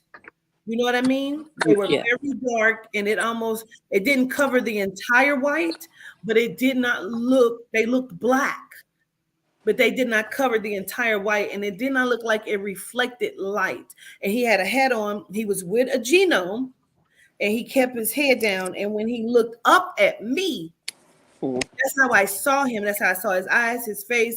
And it was when he looked at me, I swear it looked like he knew that I fucking knew, you know.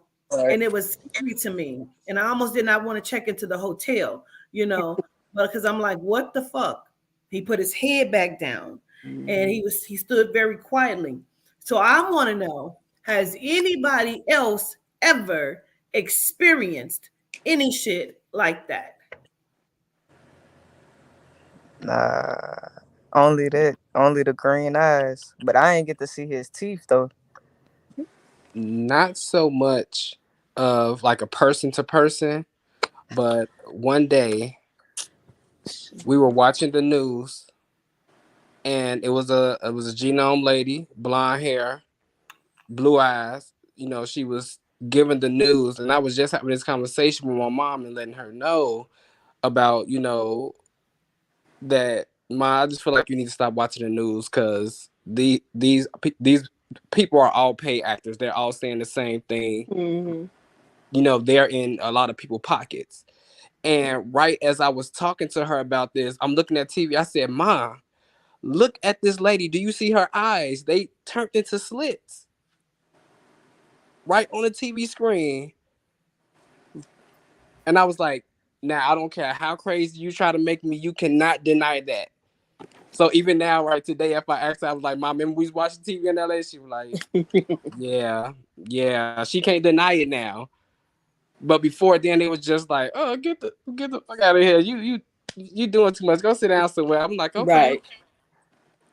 It's gonna show itself, and it showed itself right then and there, and she couldn't deny it. Like, you know, she had the DVR, so I paused it right when it, you know, I rewound it and paused it right when it switched, and I made her look at it like, when I tell you stuff, just know that I'm trying to tell you the truth.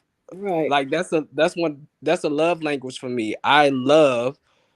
When I love people, I pour so much information. I throw it all out because I want you to be aware. It's not that I'm trying to convert you. It's just that I have to give it to you. Because if I don't, then I feel like I'm complacent or I feel like an accessory. But Anybody else? That's deep. I haven't seen anything, but it's a lot of things that I remember from my childhood that makes a lot of sense now. As far as like with when they talk about cryptids, I'm from South Carolina, so when I was little, I think probably was like in the second, third grade. I remember walking home from school, and we used to be scared to death walking home from school from the bus stop because that's when the lizard man was a thing. Does anybody remember that? It was mid 80s, and they were like shopping and getting T-shirts made with the lizard man. And matter of fact, like I said, I was thinking about it, and then obviously when I do think about things, it tends to pop up. Video came up talking about the lizard man, and they interviewed this young black boy. He was the very first one to see it, and he was supposed to have this interview go, but he ended up getting killed some type of way. It was the two other genomes they saw as well, but they didn't, it was only the young black boy. And I thought about it, I said, you know what? I said, because we didn't believe it. I mean, later on, you're like, it's just a hoax. Now I realized, yeah, they probably did see him. And the interview with that black boy said, the way he was so scared and shit when he was talking about it, I was like, that poor thing. And we had no idea. No idea.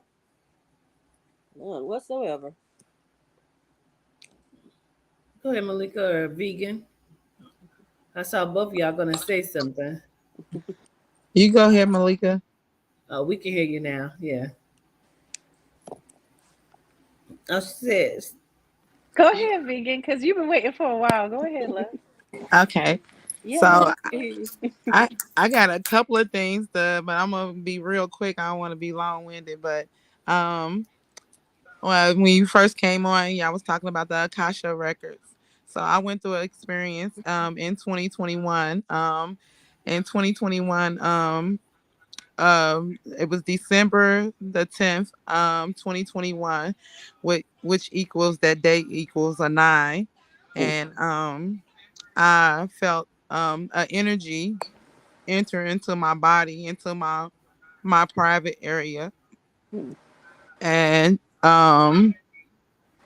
from that day on, I hadn't had no period or nothing. I hadn't had no menstrual. I had been going through a situation, and for all of a sudden my stomach started getting big, and I was told that I was pregnant with spirit. I couldn't understand. I couldn't grasp what was going on at the time that it was going on, but I had to go Is through that the when you whole came to the Aesthetic in Cincinnati? Yes. I went through the whole pregnancy. I was told that I was supposed to record the whole pregnancy, nourish the baby, and my whole family have caves, and I named my baby Akasha from the Akasha records. That was the name that I had gave her. And after the after the mistake, after 9/11, on 9/18, I gave birth to myself. um I it's hard to explain. Well, it ain't hard to explain, but it's hard for other people to absorb what I went through. But I basically birthed myself all over again, and I was able to have a voice. I hadn't had a voice in a long, like all my life up until that point. And governess, you helped me get through that situation. Malika, you helped me get through that situation, and I was able to manifest and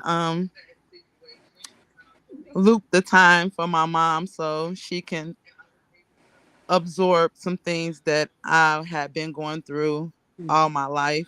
And it's like my mom is a new person today after we went to the group reading here in Cincinnati on the 25th of February. I purchased my mom a early birthday present.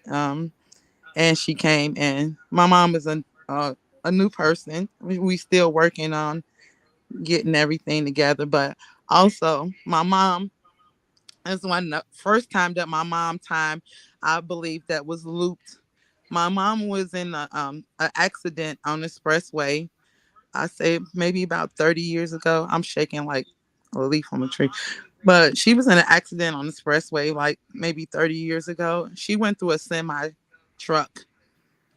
She was in a red car and her whole vehicle went through a semi truck. And she ain't been on the expressway and drove on the expressway since then. Um, she drive in the car with other people, but she haven't. That's why when everything started coming out, started saying like this is a simulation that we in, and everything is a holographic, ain't nothing real. Um, I also have a friend that had an accident on the expressway on the Norwood Lateral, and he explained to me how his body went through a pole, and he thought he was dead at the time, but he wound up in the hospital. So, and I also had an experience. I went to the hospital in 2000 to have a baby, and I was stuck the wrong way in my spinal, and I became paralyzed from the neck down. I had to learn how to walk again, feel again, and a little bit later after that, I started having grandma seizures. And now I know they said I was gonna have seizures for the rest of my life. I went through hell when I went through the seizure incident and everything, but my mom was a herbalist growing up, and I was had an out of body experience, and basically spirit told me to stop depending on man to heal me, to heal myself. And 3 days later I was introduced to a metaphysical healing book, and it was a recipe in there for epilepsy, and I was pregnant with my last son, King, and I cold turkey the medication that they was giving me at the hospital, and I started taking the herbal medicine. And I had my last seizure when King came out, and I haven't had a seizure since. It's going on 19 years. So I was able to reprogram the program that they was trying to put me in. They was been trying to take me out for a long time. I've been through so much, but thanks to governess and spirit, Mama Dina, and all the deities, y'all, I love y'all so much. Yeah, just Gratitude. words can't explain. Um, uh, Gratitude. I just wanted to share this with you guys. That's beautiful. Gratitude. Gratitude. I You so appreciate strong. And oh goodness, I've been healing people. When I came to the aesthetic and 9/11 in 2021, I was told that I need to start doing my magic. I've been doing a little bit at a time. I, I healed my friend. She was going through an issue, and she was in a lot of pain. Her leg was swelled up really big, and I thought about what the deities told me, and I believe that I can do Reiki. So I did it on her, and I was able to pull pain and information out her leg. And I give thanks and gratitude for guidance and strength from you all. Gratitude. gratitude. Gratitude. Come on, Malika. You know, I love that she just said that in regards to healing, because again, that's what the teachings and the book that I'm about to dive into in a second. Um, that's what Sirion is, that light energy and healing through practices like Reiki, through the hand gestures, and all of these amazing things. And I noticed in the comments, Quatiter, you remember that I said that there was something else in the comments that I couldn't remember? I believe Cozy and another cousin they were talking about it earlier, which is the light language, which we spoke Yeah, about light briefly the language. other day. Yep. And how babies speak in this light language. Hmm. From a class that I sat in way back, they were explaining that babies utilize this light language when they communicate, and we think it's just goo goo gagas, but it's more powerful than our language could ever be as far as the English language is concerned. Um, and I think it's really dope. I played with it once, had an experience, never played with it again. I'm good, but it's it's really powerful when you're tapping into Sirion's energy, light energy, and just working with these different facets of it. I find it amazing and I can't wait to learn more. And one other thing, I've been telling my mom and my family that we came from the cosmos since I was a little girl. And they used to always look at me like I was crazy, but I've been knowing ever since I was a little girl that we came from the cosmos. And I used to always tell my mom, I wish I could just go live in the hills somewhere. You know, I don't like this concrete jungle. But yeah, I've been knowing for a long time. Gratitude. Gratitude. You so strong. Come on, Z Energy. I just wanted to say, like, anytime you're feeling like unbalanced like that, you want to get outdoors and barefoot yourself and get grounded with Mother Nature. Even if you have to, go somewhere by like the beach, or just soak in that solar, and what I'm saying, so you can heal all that trauma from all that energy that's built up in you. I've been debating with myself. I've been wanting to leave Ohio so bad, but I'm so afraid to leave by myself. But I feel like that's what I need. I need to get away from this wicked place. This is a wicked place. I don't know if y'all know how wicked this place is, but it's very wicked, you know.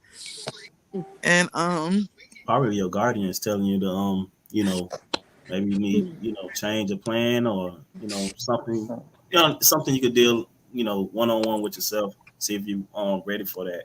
yeah. Because I have a cousin that did the same thing, and he was like in Pittsburgh for a long time. A lot of my people was from up north. Right, I'm from down south, which is where my dad is. So he wanted to get away from Pittsburgh with all the violence and dealing with a lot of trauma, relationships and stuff like that. So he just left up and left and just came down to Florida. I was gonna ask you, Vicky and Goddess, like when you do Reiki and you healing people, what do you do with that energy? Cause I feel your energy, like I'm over here shaking. But On what do you 10. do with it? What do I'm you over here do? shake. I can't stop shaking, y'all. Um, when I tell my story, when I tell what I've been through, I shake like a leaf on a tree. Like I really shake really, really bad. Um, it's like I feel the trauma because it's just so deep, But I know what I'm here for, and I know I'm on a mission. I came down here for a mission, and I must complete it.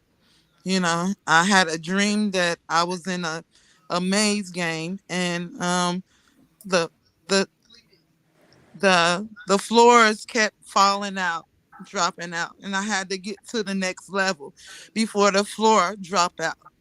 And in my dream, I made it to the top. So I know it's And he said you should go ground yourself because that's what I was at. I was gonna ask you, like, what do you do when you do that? Like, do you go ground Yeah, yourself? Because yeah. that's oh something I yeah, have I to hug learn. trees. I go to the park. I hug trees. I surround myself with Mother Nature. Birds. I communicate with birds. Well, Also, you want to clear out that energy in the house too, because you bring energy in your household, and that energy remain in your house, and it just sit there, so that it's gonna like relapse, and it's gonna make you like go right back to it over and over again, like you living in day one again. So you want to go ahead and get you some frankincense and some. Oh well, I don't live in nothing anymore. So hold on That's 1 second, vegan goddess, because what I think your cousins are trying to tell you right now that I really want you to receive is that whatever it is that you are cleansing, that there may need to be a release that you need, because when you are in your healing, we are all sensitive, right? And right now we are all sensing the shakiness of your stance. And in healing, you should be grounded in your stance. So some of the things that personally me that I've practiced, right, is from your sacred baths, and ensuring that when you're writing out, like in the Smoky Days box, there are these papers that dissolve, right? You can do a burning ceremony, or you can also, when you're doing your sacred bath, write down your message of intention for what you want to release and what you want to get out of your system. You run it under the water, you let that dissolve into the bath. As you are releasing the water from the tub after your sacred ceremony, then you make sure that you set the intention that everything that has flowed from you that does not serve you flows away with this water, and that this water has cleansed your being and your energy. There's many different practices that you can utilize to gain balance after doing the work, and it's very important to do so, because it'll show up on you even when you can't see it. Others will see it and feel it. And so it's very, very important to do that cleansing. And what Z Energy said is on point. Even if you take a charcoal tablet, you can take different herbs. Every different herb, when you're doing any herbal blend, every different herb has a metaphysical property to it. And so when you're doing your herbal blends, you can place them on the charcoal tablet. You can do rose petals. You can do oh my goodness, like the list goes on and on and on. Add your Coconut. sage, add your dragon It's so blood sage. much. Yeah. There's a Coconut lot, water. and just Yeah. bend yeah. towards. I Open made the a windows and let it blow through. So Yeah, I made 'cause a manifesting healing spray and it have like 16 different ingredients and 16 properties to it that I made in honor of my grandma. It's called, my grandma's last name is Cousins, and it's in honor of you all too. So yeah, I definitely practice on meditating and healing myself. Make sure I say my Yehuda oath on a regular basis, and my for me chant, you know, and I share with the community also what I'm learning, and teach my family members also, so that bring me healing also. I I just know. want to go. I just want to go back to square one. Because when we are exchanging energies amongst each other, like hugs and daps and all that stuff right there, you Right. actually soaking in people's energy. Even when you're healing somebody, you soaking in their energy. So you have to get rid of that energy some way, or shape or form, because you're gonna bring it into your household. Yeah, I burn Yeah. it. You know the camphor. Is that good for eliminating negative energy? I use you can. It's like variations. I can use vanishing spray, all kind of stuff. Yeah. You name I it. use I be trying to get rid of it, because I know that energy is like, man, Jeez. it kind of yeah. like transform and beat you down over and over again. Then you Are wonder why these you're arguing with somebody. are Why these you so good? down and depressed? Can't see Is what these it are is. good? What that Florida water? What is that? St. Michael's and patchouli. Is it some kind of water? Yeah. That might be some kind of water, Florida water. I mean, I use Florida water for like spiritual baths. Yeah. Florida water, coconut, Mhm. rose petal, um, But I yeah, used to be sea really, salt, really depressed sea maybe salt. about 4 years ago, but my depression then turned into happiness and joy. I listen to music and I communicate with the ancestors through music. Me and Yehuda, I sing to Yehuda and the deities all the time with with the music that Quartina have shared with us, and that's how I ground myself and do certain things like that and communicate with my altar. So yeah, Another I good try to thing to stay out of use. the negativity. Another good thing to use to clear out the energy if you want. Burn Palo Santo. Hmm. That's very good. It will clear people out your way. Yes. Mhm. I remember I burned it around my sister one time. Mm, you had to So shoot out the house. I I love plan them. on having a sage the city for my Earth Day. That's what I wanted to do here in Cincinnati. I wanted to go and sage. I was gonna buy like a big probably 2 pounds of Palo Santo and sage. And we was gonna go around to all the neighborhoods. It's a little movement that's going on with Rod Hayes now. Hmm. And Okay. you just want to just go to all the hoods, the ghettos, and all the little crime scenes, and just sage and say reverence, you know, throughout the city. And we just go dressed in all white and do that. That was gonna be my. I want to ask the governors one thing. Have you you use frankincense for like purifying space? I have. You can hear me? Um, I can hear you. I don't necessarily use it. Mm-hmm. I use Caramus, which is Palo Santos. I use Caramus, and I Mm-hmm. use the different sages as well as like lemons, Florida water, that kind of thing. Mhm. I And know. when I was crying, I wasn't crying because I'm depressed. I'm crying because those tears of joy. Oh, I I know. know. I felt it. But Yeah, okay. yeah. I can feel your energy through through the Right. light. Yeah, Yeah. I yeah. know when Z Energy was saying that thing about maybe moving. Like I know you may be scared, but like I'm from Florida. I I connect know. with water. I actually moved to Tulsa, Oklahoma, and I couldn't Mm-hmm. take it. I couldn't take it. So now I moved to Charleston because I'm like 15 minutes away from the water. Like Hey. I So gotta. I was just sent some information to go to Fort Lauderdale, Florida. So I'm looking to I might be coming that way because I think I need to be by water also because I'm a mermaid. I dream of water often. Yeah. I dream of it often. Love going to the beach. Yeah. I dream of water often. So I want to. This is a bit off the topic of what you guys were talking about, but in regards to like the book of Enoch, right? What passage exactly? Like, what is it like when you say that you that we wanted to like dive into it because we were going to find some information about Syrian? Like, what passages do you feel will be there, or were we going to be guided to that? Or is this like or would that be like a class? I just got the book of It's Enoch, so Mm-hmm. I'm gonna start diving in and searching. When I find it, I will let you know because it states that Sirion is definitely mentioned in the book of Enoch. I think it should get here tomorrow. Yeah. But Quatiter, So don't know. Don't know what the answer is at this very moment mm-hmm. because I would love to do a class. And I'm saying it because, I announced the other day I wasn't putting up no more classes because of the disrespect, and people always act like they don't know how I run my classes. Wow. They don't Mm-hmm. know what classes start. Every class, somebody's on my phone, beating down my phone constantly.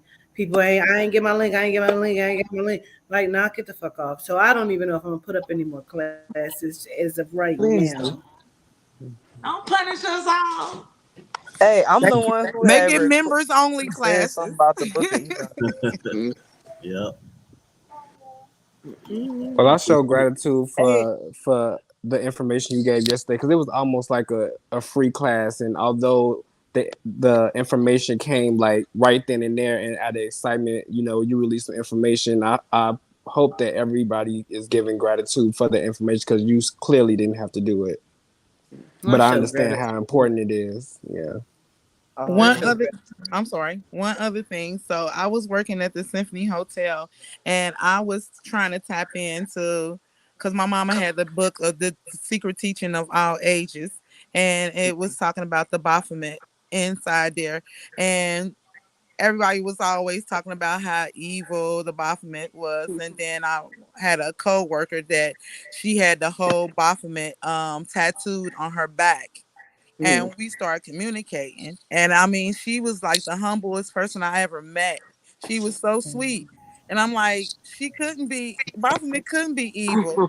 They And just we did a started video. communicating. She was like, no, it's peaceful. They just try to make it seem like it's evil. And I'm like, yeah. And I've been tapping into the Baphomet for some years now. So, I show gratitude for more knowledge. Z energy. I wanted to Yes. mention earlier when you were asking about frankincense, I use frankincense and myrrh resin when I'm doing my Mhm. cleanses. Actually, Yes. frankincense and myrrh are in goddesses. Ashe. So all of us have been using it. No, I'm just kidding. But the frankincense is focused on protection, while myrrh is the cleansing, and both of Mhm. them are for spiritual development and spiritual awareness as well. But Okay. yeah, I use them. I use it with the charcoal tablets with some rose and some frankincense and myrrh, so you can cleanse, protect, and bring in love and energy at the same time. I mean, you can't get any better than that. It just feels so good. Um. Spiritual. Hey, I got a Spiritual. question.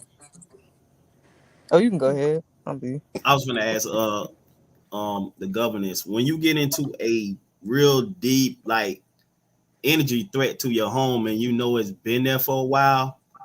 Okay, a lot of people don't know how to banish. You know what I mean? I know it's like probably like tons of ways of different banishing. I didn't learn like maybe 5 or 6 of them, but a lot of people don't seem to know about how to use their own intent to get rid of that unwanted energy, or somebody that's just being annoying to you, being threats. You know, Well, I so need help with a landlord. this is the ooh.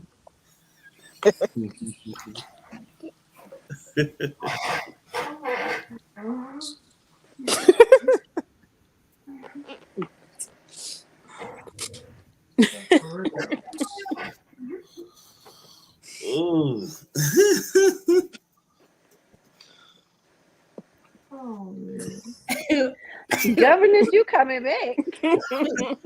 You back, friend? I choked on my saliva. Oh man. I know there's a lot. I know that there's a lot of individuals that really want to gather this information, because some of us go through this on a daily basis. So if we could all, in respect of governance, put ourselves on mute, because Z Energy has asked a very important question. So just go on ahead and select that mute button real quick, and just let this hood book. Why are you cackling right now? Oh, Please, so that we could I all. thought So I that was we could on mute. My all. bad. It's okay.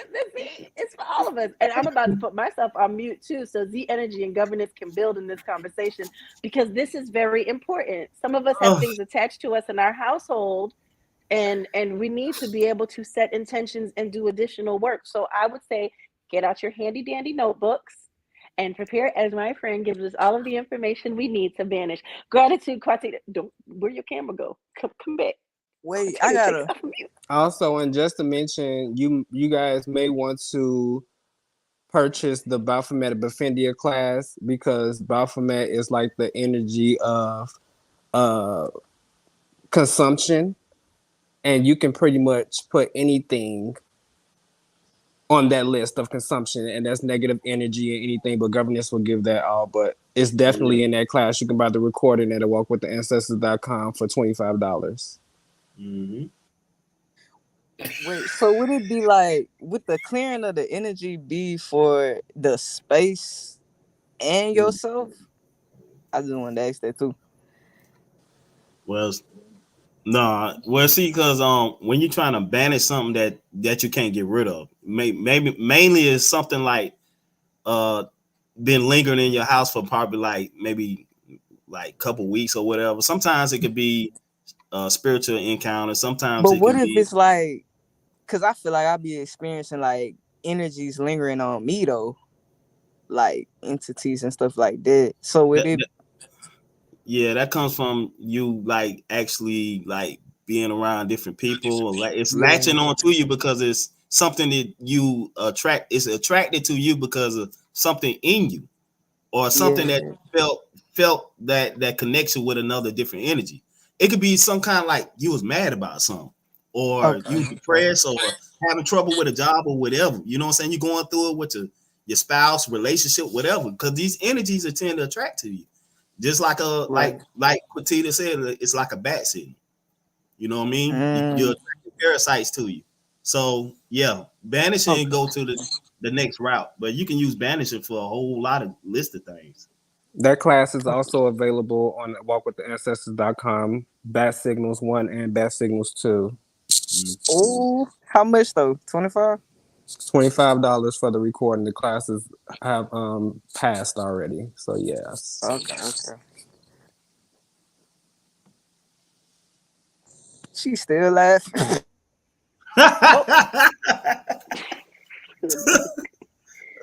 Governess. Yeah, stop laughing yet. So there are some different techniques, such as like cord cutting. Z Energy, you've heard of cord cutting before and cord cutting ceremonies? Because a lot of times also, oh, my friend, a lot of times also, give me a second. A lot of times also, we don't realize.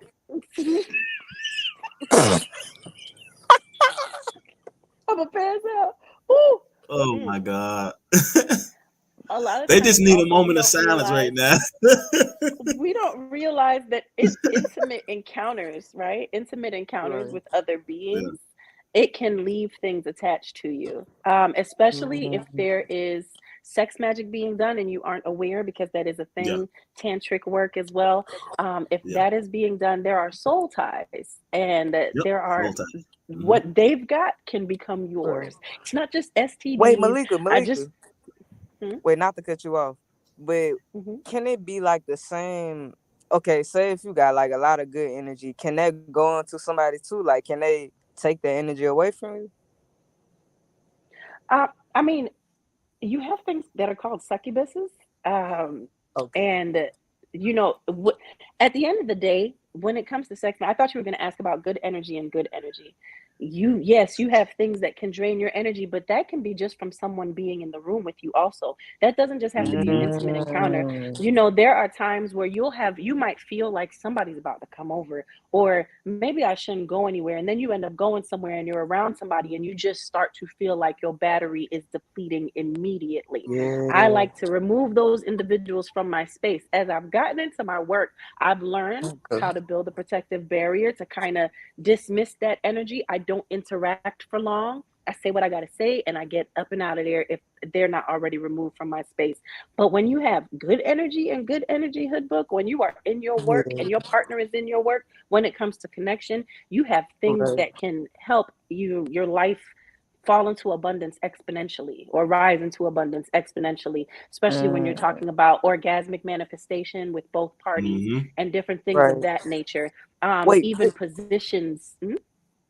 Wait, I'm not trying to cut you off, I promise, but what about like if it's two like of the same sex? Because I'm lesbian. So it's the same thing.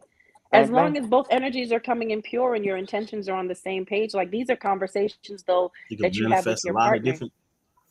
A lot of different things, but that intention has to be pure. And the reason that it's not just even with sexuality. If you go into your child energy, go out one day with your partner and just go to a trampoline park and have fun, throw paint at each other, do like fun stuff, and not think about the conditioning of what an adult is supposed to be. And within that energy, you'll manifest greatly also. And the more that are involved, the better. And this is why it's so imperative, like Guided was saying earlier with the classes, the hand gestures class that if you missed it on Sunday is available. It's available already, right? Priyan, Quatita? It's available on the website, Quatita, already? The hand gestures class? Hand gestures. No, they could get it through me though. Okay, so the reason I say that this is important when saying coming together with your partner, it's not just with one partner. When you come together as a group and everyone's intention and focus is organized and set on the same thing, you don't have a whole bunch of selfish people just thinking about what they want individually. It's as a whole, like a whole elevation, doing the hand gestures together, doing meditative work together. There are so many ways that we can jump in frequency exponentially. Imagine, especially with Quatita's guidance, like the more the merrier. You ever heard that? The more the merrier. The more powerful. So that's also something to look at, Hoodbook.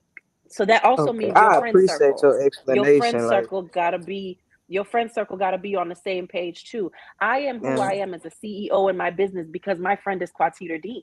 Ain't no ifs, ands, or buts about it. The conversations that we have, they match. It's mutual. I'm never going to have a conversation with Quatita where she calls me and it's like, I never can do this and I didn't do that. And it's never going to be like that. It's always going to be in business. It's never going to be the mess unless we're looking for a resolution. And so that keeps you in a certain energy. And our family, especially our immediate family, let's have the conversation. At any time when we get together, it's always an evolution, rising, grandness, all of these things. And we're on the same page with where it is that we want to be and want to go. So again, the more the merrier. And in the essence of being having the privilege of the experience of my friend Quatita, I multiply exponentially. And there's no way to stop that because we're both in such high frequency and always looking at evolving. So I hope that helps. Governess? man, you explained that so good. I appreciate that. Gratitude. Okay, Gratitude. first of all, let me apologize because I'm sleepy now, and so I'm stupid, silly, because I'm fucking sleepy.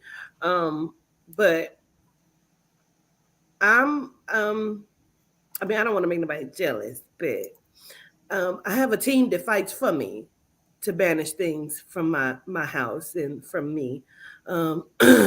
And so they do get frustrated with me and tell me that I do need to do some extra things and some extra work. So I do that. But it's all about intentions, Z. You know what I mean? Be intentional about the energy that you are around and what you carry. And so if I feel like I won't even watch something if I believe it's going to release energy in my house. And you know why? It's because Yehuda says, don't play that here. Turn that off. Even if I go into a metaphysical store and like there's a particular store that I go into in Tennessee and they have a room. And one day it was a new room and I was going to go in there and Yehuda stopped me. It was almost like my foot slid. Like he said, don't go in there. You know, it's almost like your daddy say, don't take your ass in there. You know, so it's like, do not go in there. And then I peeked my head in. He said, don't go in there. You know, and then when I looked in there, they had Ouija boards and all these different things in there. And so he stops me a lot of times and he redirects me. And when he means business, I know he means business, you know, because sometimes he might not say something and I just have to deal with whatever's happening. Or he may say, don't go in there. Okay. All right. You know, like go in there if your ass want to. Like, but when he says, don't go in there, don't play that. Like there's a new movie that just came out. I think it's The Devil's Watch or something. It's filled with demonic energy to be released into your house. So he told me I cannot.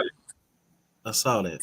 So it's like demonic energy, like that's not attached to Baphomet and you know the other deities. So what is demonic energy? Like what is that for real? Anybody can have or put out demonic energy. It is the worst intention behind something. Like the low is so low. The low of, and it's unjustified.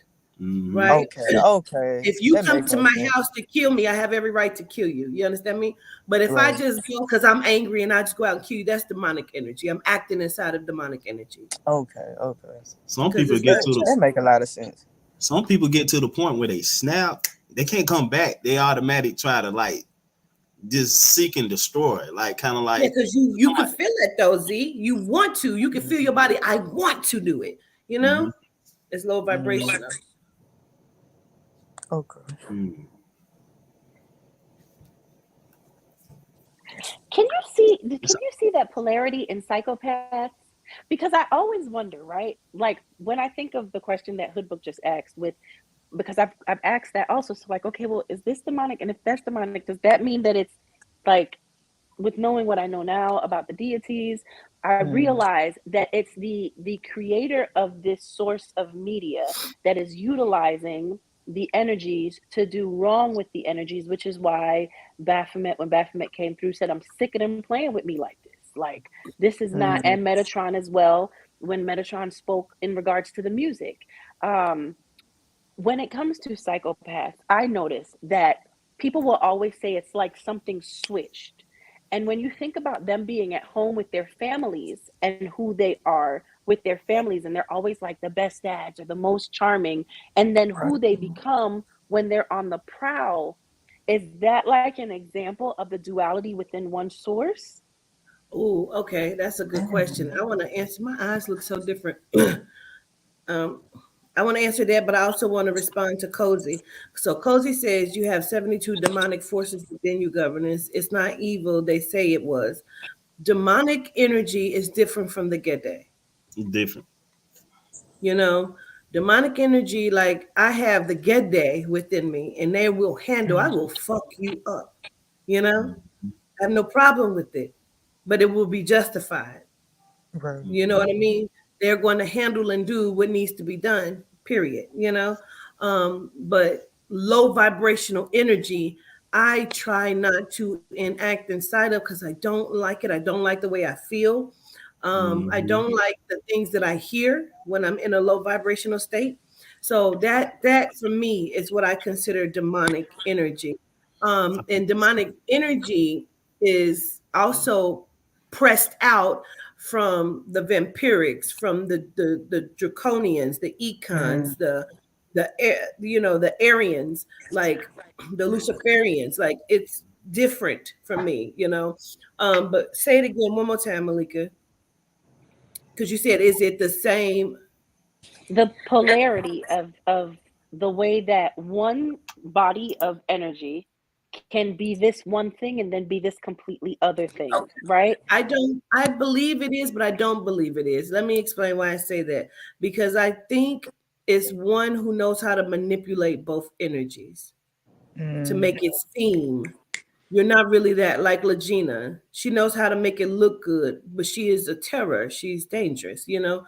So I feel like it's polarity and it's duality, but they know how to manipulate the energy. It's like having Wait. the gift of persuasion. So Because it's the thing always is, go ahead. But So you it's know you're like doing wrong.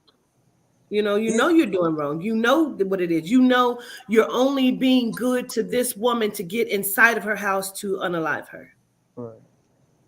So there's so really no good in you.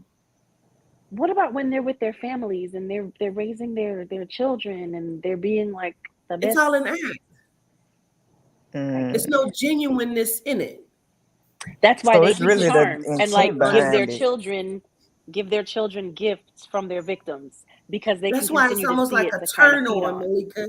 It's like they get turned on when they go out to do it because they have had to wait for so long. They've What thought the about it fuck? and thought about it and thought about it because they have to put on the act. Got you. Okay. Gratitude. Wait. And this goes into what we was talking about genomes. People need to understand that to the very core of them is destructive. Their culture is destruction. Everything that they've done here in our history, and when it was recorded and when it wasn't recorded, everything that they have done that was like a mass, a great catastrophe was spearheaded by them. Everything else in between, and I understand, within saying what I'm saying, that we have to practice grace, but I have to. I'm listening to the spirit, but at the same time, I need actions. Words don't mean nothing to me. Right. I need to see it in your actions, right? But within saying that, speaking of grace, speaking of these genomes, everything else, it has to be taught to them. When you see these stories, you looking at something like, like the TV show that I've been watching, Evil Lives Here. These people, a lot of the stories that I looked at, these people knew their children were sociopaths. They knew it, and they still tried to push them out in society as if nothing was wrong, and then they snap, and now you're on here on this TV show. But how is a child a Like you didn't know that sociopath, this was going to happen. You just said this little boy was beating the crap out of his sister, and he had a blank stare on his face when you told him something was wrong. Let me Like, just say you're not my supposed to be theory. doing This this. is only a theory, though. This is just my theory. It's a theory. It ain't facts, but it's a theory that I have. One, Jeffrey Dahmer's father was also murderous. He wanted to kill as well. Okay, that was already stated. When you're looking at genomes, and it's again, that's just what Malika just said. Like you said, how do they not know that they know? Because they're trained that way. You don't live inside of a genome house, and you will never ever see the truth inside of a genome house. I don't care if you were adopted. They're never going to be who they are in front of you. You understand what I'm saying? Yes. So, okay, on that note, you see like the little genome girls, right? And how, they have their puppy and their kitten. It's just like, oh, I just love animals. I want to be in nature, blah, blah, right? We also know that also those same kinds of genomes are the most nastiest, vicious of the genomes. They display it different ways. Like you said, she has a beautiful little kitten that she loves when her brother will come and kill it. But when she grows up, she's a terror to everybody she works with. She's a soft, quiet. So I used to go to a vegan potluck up in Clifton at the Methodist church on Clifton Avenue, and one day they had a special class for privileged white.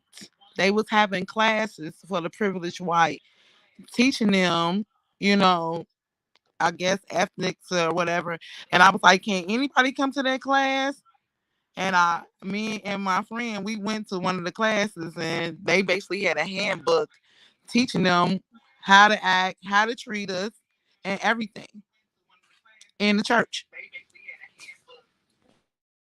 Mind you, it's not in the school though, and the school is also ran by the churches. Damn. But okay. Yep. Wait. Yep. I had a question about the left hand path. You familiar with it? What is it? The left hand path. Left hand path, or if he's speaking on like the demonic daemons of like the Goetia or what? I'm just talking about working with it. Like, you know how people will be like, I work with light energy or I work with dark energy. But you gotta have both. You can't have one without the other. Yeah, that's what I was about to say. So when people be like that, so that's not demonic energy. You just working with, the darkness, basically. And you said they call it the left-hand path? Yeah, that's what people call it. Yeah. That's pretty interesting to me, because your left hand is your feminine and your receiving side. Yeah, like dark feminine. That's what I was thinking about. That's what I was thinking. You gotta look at it, because ain't Lucifer supposed to be your left hand? Yeah. Yeah. So how do they combine the two? Because with being around the individuals that I was around that brought that knowledge to me, it was like your most powerful side, because it's the information that you bring in that you then choose to filter, and then you release through your masculine and your most dominant side. So even when I do why does this happen? I give gratitude. Okay, perfect. Listen, because Yehuda is the masculine side. He is the Kukusa. He is the spirit. He is so loving, but Adina will fuck you up. The women are the most dangerous most powerful That's That's why the zodiac. we targeted. symbol of the Yeah. deities. So I may call on to Tetron, but if I have to call on Shoshone, it's going to be a problem. Right. Well, why make that? See, but this is what I'm saying is it connects to what you talked about, and let's have the conversation tonight. Why always demonize anything that's connected to the feminine? Oh, duh, because Exactly. we're the The most same reason why powerful, and so we're demonized anything black. Right. Then right. they So tell that's you you're why black. Same way they it's did like history. another it's another Literally. example of it for me where here we have something that's the feminine representation, and because it's Mhm. powerful and it can stand in its own strength and strike and give you a hug and compassion at the same time, it's demonic, or it's a certain path that's like no, like what? Yeah, Ooh. because I would whoop Toddy ass and then come on, give me a hug because I still love you. I love you. Like What we're speaking about is the duality, even with the light Duality. and the dark. Light and You dark. can't They most have definitely one believe without in the other. You can't. But the thing is, what we have learned when we talk about even Baphomet, he's not bad. The things that people program him to do were bad, but you can use destructive energy to do something good. Yep. Mhm. Like you Yep. said, he's consuming though, and so some of the energy that they've put out here, right, where you're seeing, like we talked about, the lovers killing each other because the energy is now consuming. They don't know what to do with it because the love it's not the balance.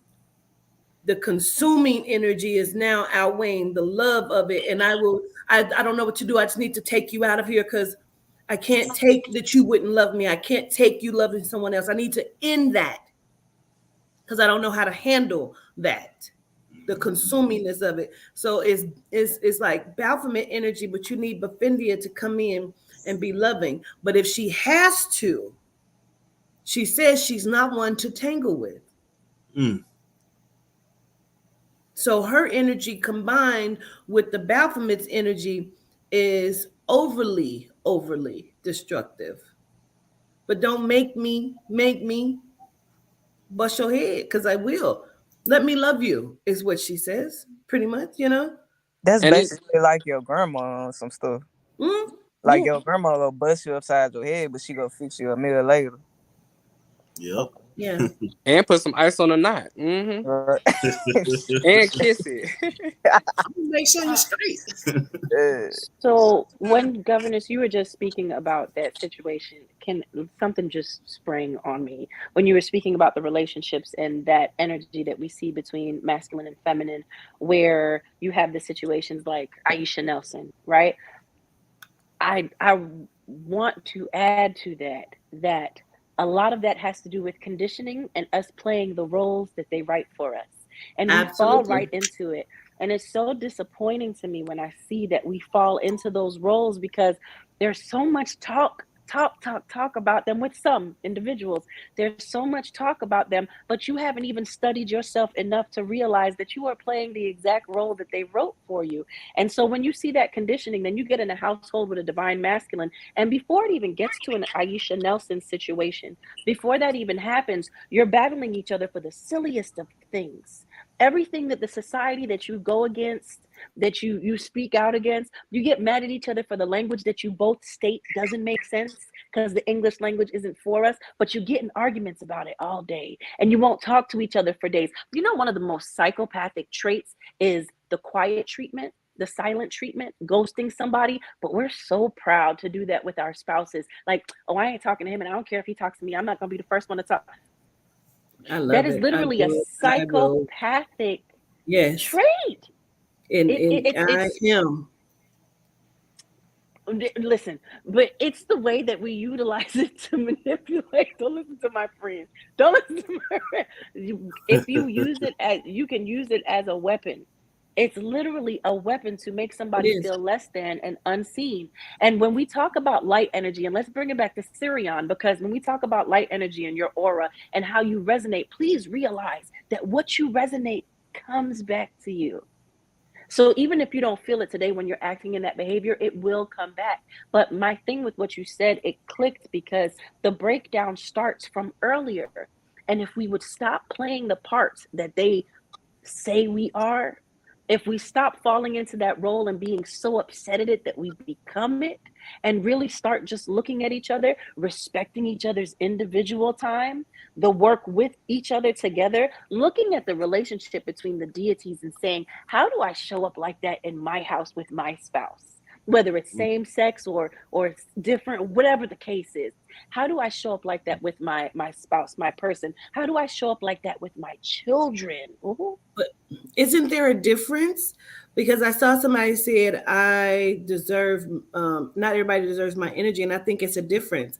See, if I'm like, give me a moment. I don't have to talk to you right now because I need to regroup and rebuild my energy. It's different from me. Like, I hear you talking to me, but I know it's gonna fuck with you that I don't speak to you. That's why they do it. They put people in the hole. You don't have any human contact, you know, to the point where it can backfire because you can elevate inside of self, which is what It's young absolutely. Sarah did. You go through that psychotic break. But is it? And it's absolutely a difference, because the first one is you communicating how you're feeling and what your stance is, and asking for the respect of your partner to give you the ability to do what it is that you need to do to get into a space where you can respect and communication. And if your partner is on the same page, your partner is already aware that you need this. I know my husband needs to be touched if I am pointing something out, because touch makes him feel safe when my tone is up here. I can't necessarily control my tone all the time, but it sends him into a space where he tones out. He blocks out because of things associated with traumas that he's experienced when he was younger. And that's a trigger for him. So how do we bring it back? What in this moment is your love language? Touch? Okay, I'll do that.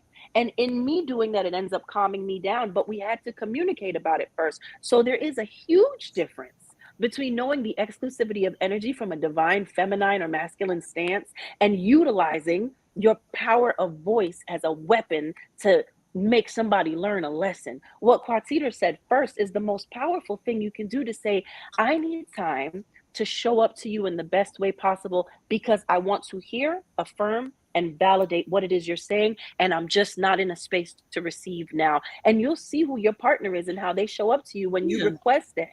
Yeah. Because So the energy, it depends on what energy they are enacting in. Some people listen, some people like to be hoes. Some people like to be evil people. They like it. You know, like, I know what I do is fucked up. Oh, you that energy. Girl, get the fuck out of my house. See that reflection. That be that reflection that you want somebody else to be. You can't Period. you Yeah. can't expect somebody else to do something that you're not doing. It's always that one That- friend. Vegan goddess, you know how I say that? You know how I say that? Be what it is you want to see and give what it is you want to feel. Reciprocation. Exactly. And that is so key. Yes. Because I promise what you give is what you're going to get. And you're going to be mad at the cyclical lessons of spirit. And when they sit your ass down because you have not figured it out yet. Yeah. And they will keep beating your ass up until you figure it out. Right. Can I say something real quick? Because I want to make a point about the demonic energy again. Like, I know people, and y'all might know people where, you know, I'm gonna use a woman for example, where she's always argumentative, always loud talking, you know, nasty, popping off. It's always something wrong going on. Like, you know, every time you talk to her, there's chaos, there's trauma, there's drama. Like, nothing good is literally happening in her life. All she wants to do is party and club. Now, you can try to speak life into this woman. And when Queen Tulsa was up here and she said, I saw the demons in her. That is exactly, it's the energy. Like what? Bitch, you know, you don't love me. Don't love me, bitch. Like, that's demonic energy. It cannot withstand the light. That's my ex. It cannot withstand the higher frequency.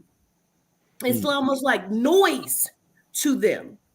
And you'll see it. You'll be like, oh, that bitch is a demon. Like, it's a natural thought for you because you recognize that is not of the high caliber of frequency in which I want to interact in.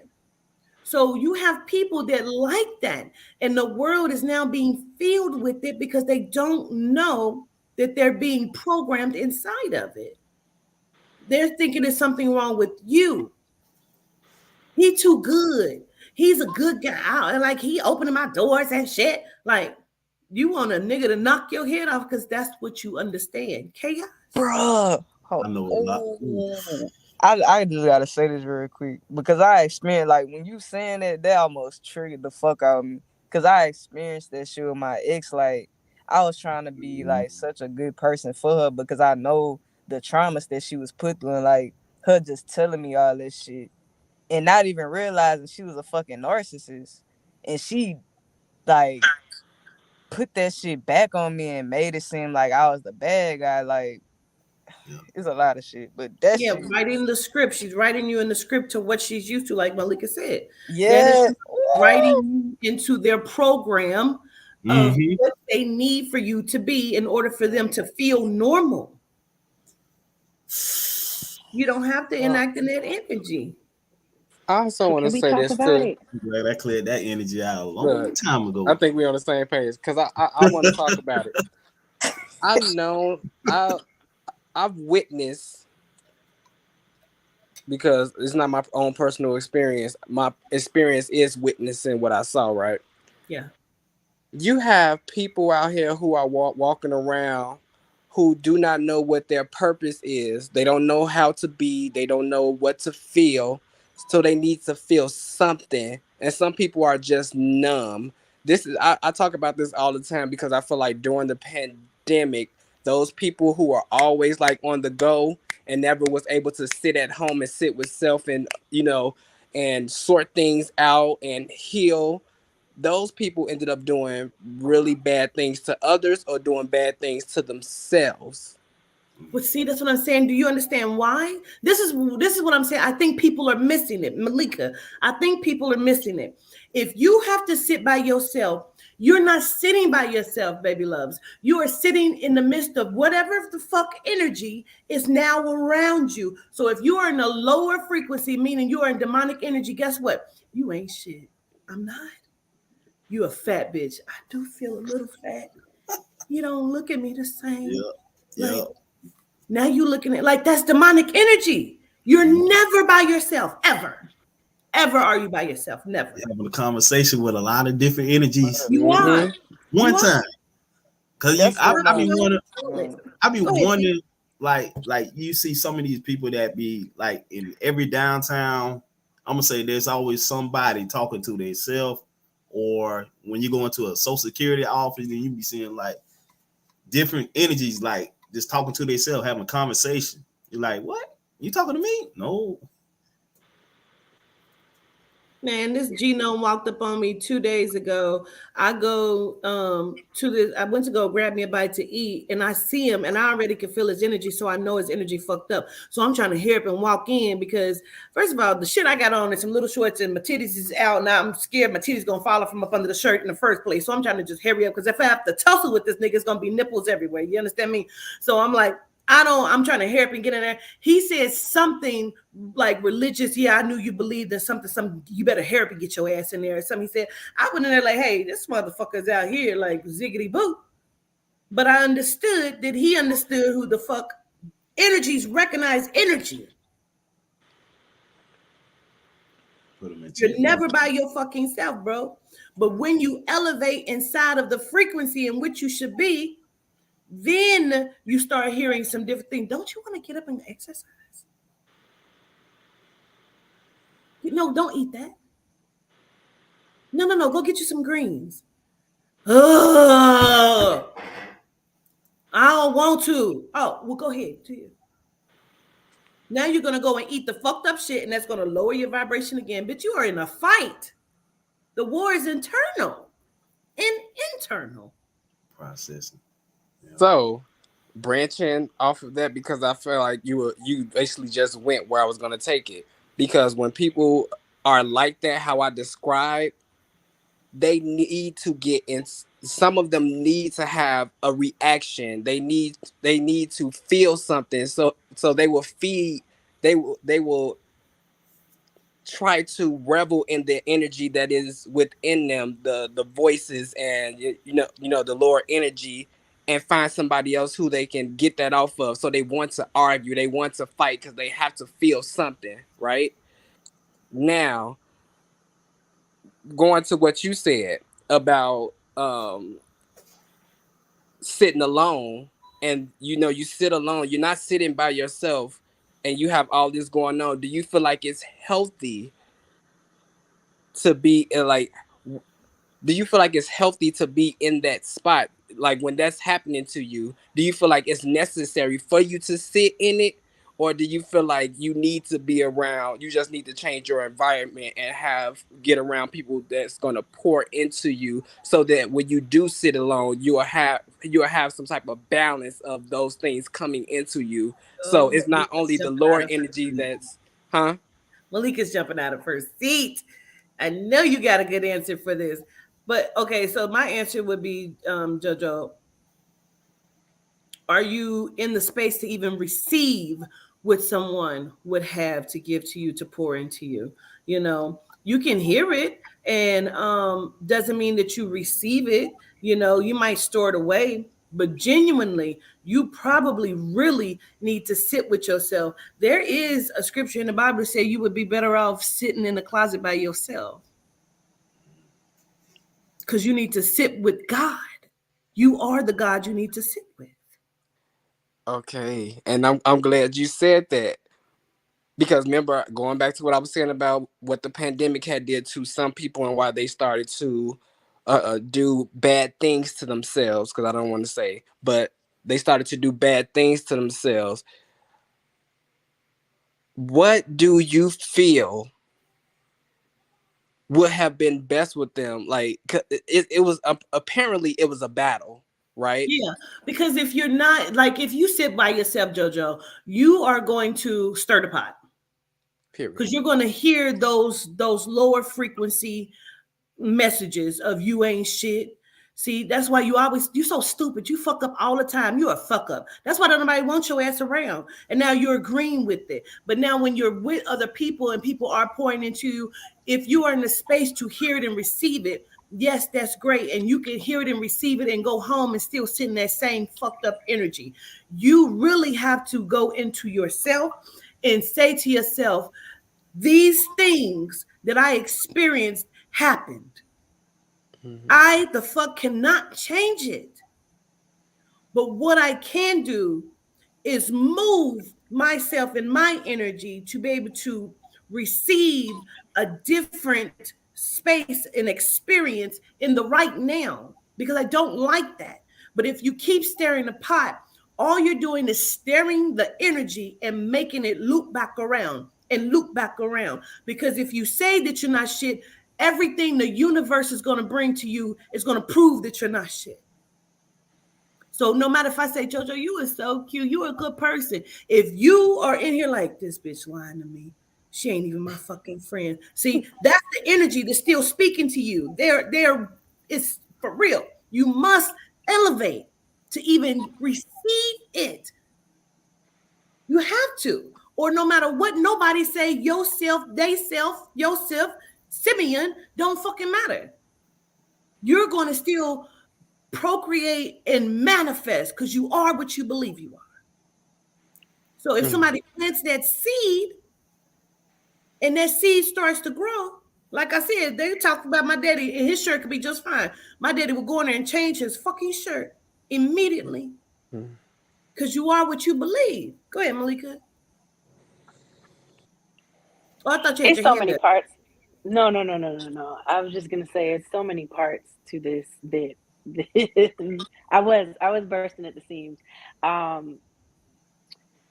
When you think about those individuals, JoJo, that were going through that, we have seen that time and time again. We just got to see it on a mass spectrum because it was happening to everybody at the same time. But a lot of times throughout life, we will see when people get sat down and some of them can't deal with it. And they get to a point where those voices, which Quatita was just explaining, a lot of that has to do with conditioning. And that's where our conversation came the other day with conditioned thoughts and how we carry that, and we end up giving ownership to the ideas that other people have about us until it becomes our own.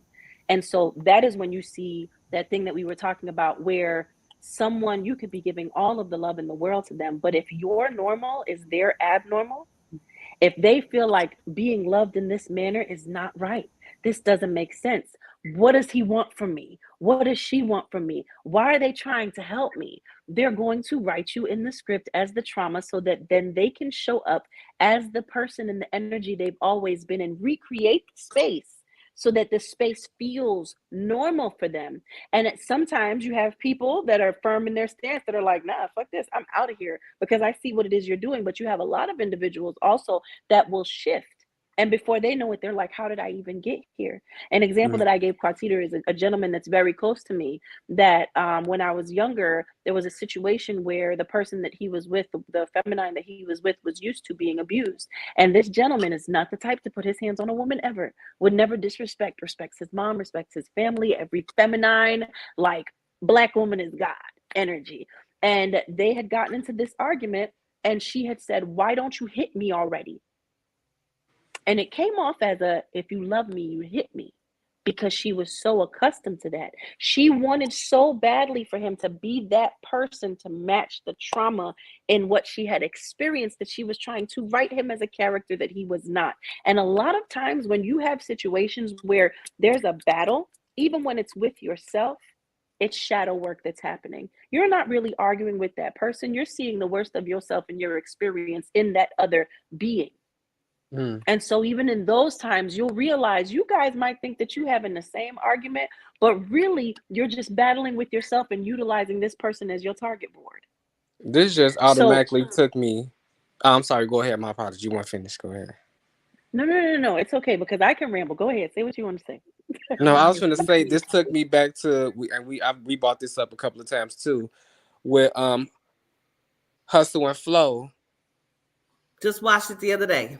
When she wanted him to beat me, and it was just like, if you do not beat me, then you a bitch ass nigga, you know what I'm saying? And he was just like, girl, like, look, if that's what you want, that's not what I do. You need to go on. Like, I'm not finna get that to you. Yeah. But she wanted it. It's like she needed it. Yeah. She needed that because that validated her in some type of way. But once he didn't give it to her, she left. You know what I'm saying? She left. She didn't beg to stay or nothing like that. She left. And I'm pretty sure she went to find somebody who was gonna give her that. Can I but that love that he was giving to her, it wasn't giving her. It wasn't, I don't feel like that seeped into her to know, like, dang, like, okay, maybe I do deserve better. That's why.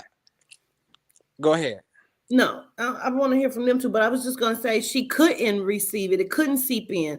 When she went to the positive lady house, she cocked her legs open because she wanted her to know, I'm not shit. I want you to see what it is that I am so you can feed me the negative because fuck you. Like, I'm not shit. I'm going to cock my legs open and let you know who you know what I mean? She could not. She didn't have the capacity. She didn't know how. You know? Life and Z, go ahead. I was just gonna say is problematic as in generational curse through somebody in your family member. Try to like bring that so much energy of what they didn't did and they passing on to you like you ain't gonna be shit. You ain't gonna have shit. You ain't never gonna be, and it just pass on. Cause I know I had that same family member that actually did that, and it spoke upon my brother like we was criminals, we gonna fall to the gang, and we're gonna get eat up in the streets. And so I'm like letting these years pass by. We getting older, we getting reckless and stuff like that. We in the streets real hard. My brother, he ended up facing about 12 years. I end up beating my case. But I always said to myself, I'm not finna do this. I'm not finna fall victim to the system. So I had to change a lot of my ways. I had to level myself off because you got family members like, I told you we were gonna do that. I told you. You know what I mean? So I had to prove myself once again because a lot of that kind of like it kind of like it really harmed your whole ego. I was the reason why I moved to Tulsa was because I was fleeing domestic violence. So because of before even moving, I wanted to help other women get out of that situation. It's been so many that I've talked to that felt like if they weren't beat, they weren't loved. And I have a page on TikTok. This is where I talk to them. And so like it was almost like a therapy session. And it was knowing that you have to heal from that kind of stuff. Like you really got to go in and dig in deep to find out and apologize to yourself as to why you allow something like that to happen to you.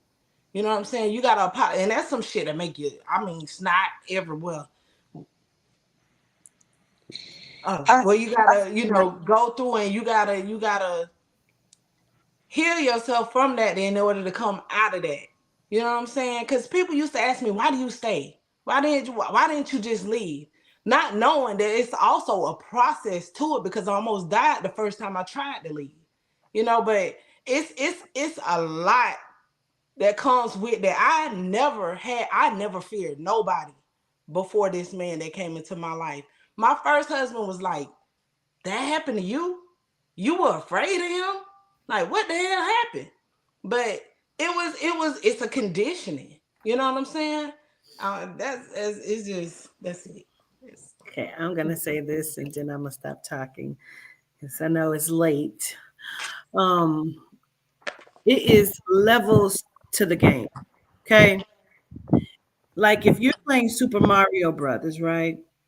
You are on level 1, and as many things that you get that will unlock the different levels to it. That is just like the key codes inside of the DNA. Okay. So because the DNA have different programs, the trauma and things that were experienced don't go away. It's locked inside of the DNA, inside of the key codes, right? And so when you have the word spells, that is like another level of unlocking the key codes. It's eating up the gem, and then you have the programming. That's another level. These motherfuckers reaching levels, but you're not going up. You're going downward inside of the energy. It's eating up, ding, ding, ding, ding, ding.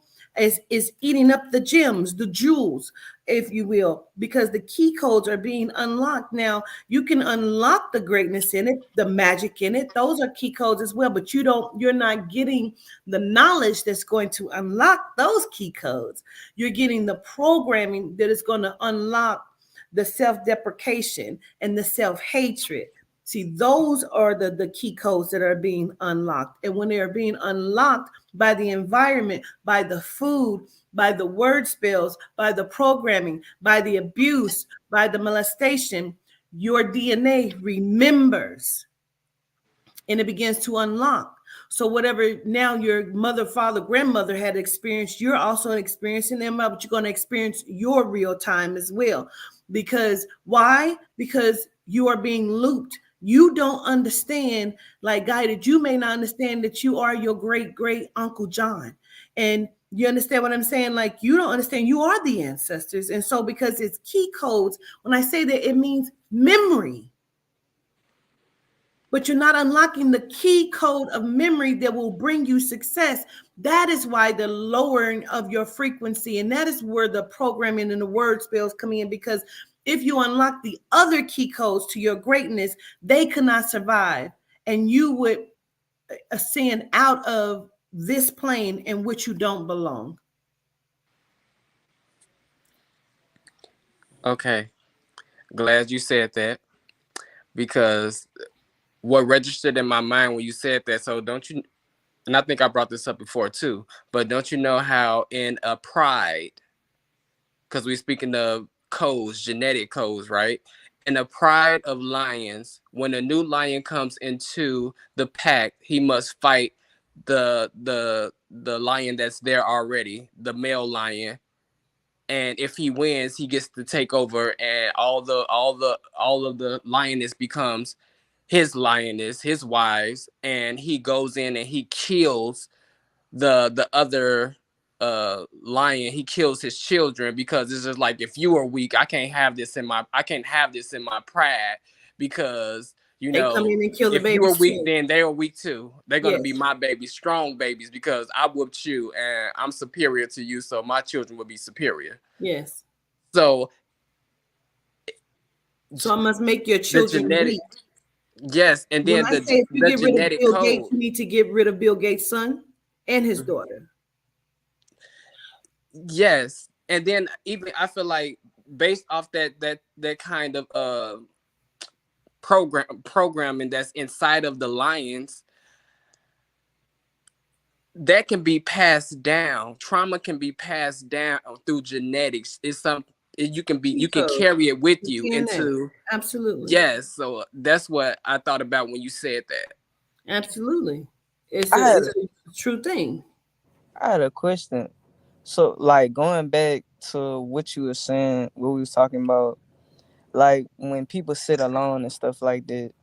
So I was thinking, like, fuck. Oh, it went away. Fuck. Oh my god.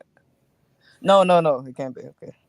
So like when we sitting alone and stuff alone, say if we having like a dialogue by ourselves, like I talk to myself a lot, but sometimes I'll be like, I'm not You talking to talk to your myself. spirit a lot. You talk to your Yeah. soul a lot. Yeah, like I'd be having a full blown fucking conversation. It'd be like, this shit make a lot of sense. As you should. So that's not like, that's good. Yes. Yeah, that's Okay. a gift. Some people don't have an inner dialogue. Those are the ones you need to be aware of, that's around you, that don't have thoughts themselves, that don't have an inner voice. But what about the inner dialogue that's like fucking chaotic though? Well, I just explained it to you. Oh yeah. My bad. That's Right. demonic energy. It's what we would Okay. call demonic energy, just to lack of a better word for it. Right. Okay. Can I ask 3 questions? I'm gonna shut up and just listen. Well, first let me give gratitude to everybody on the panel. And Malika, you got a way with words.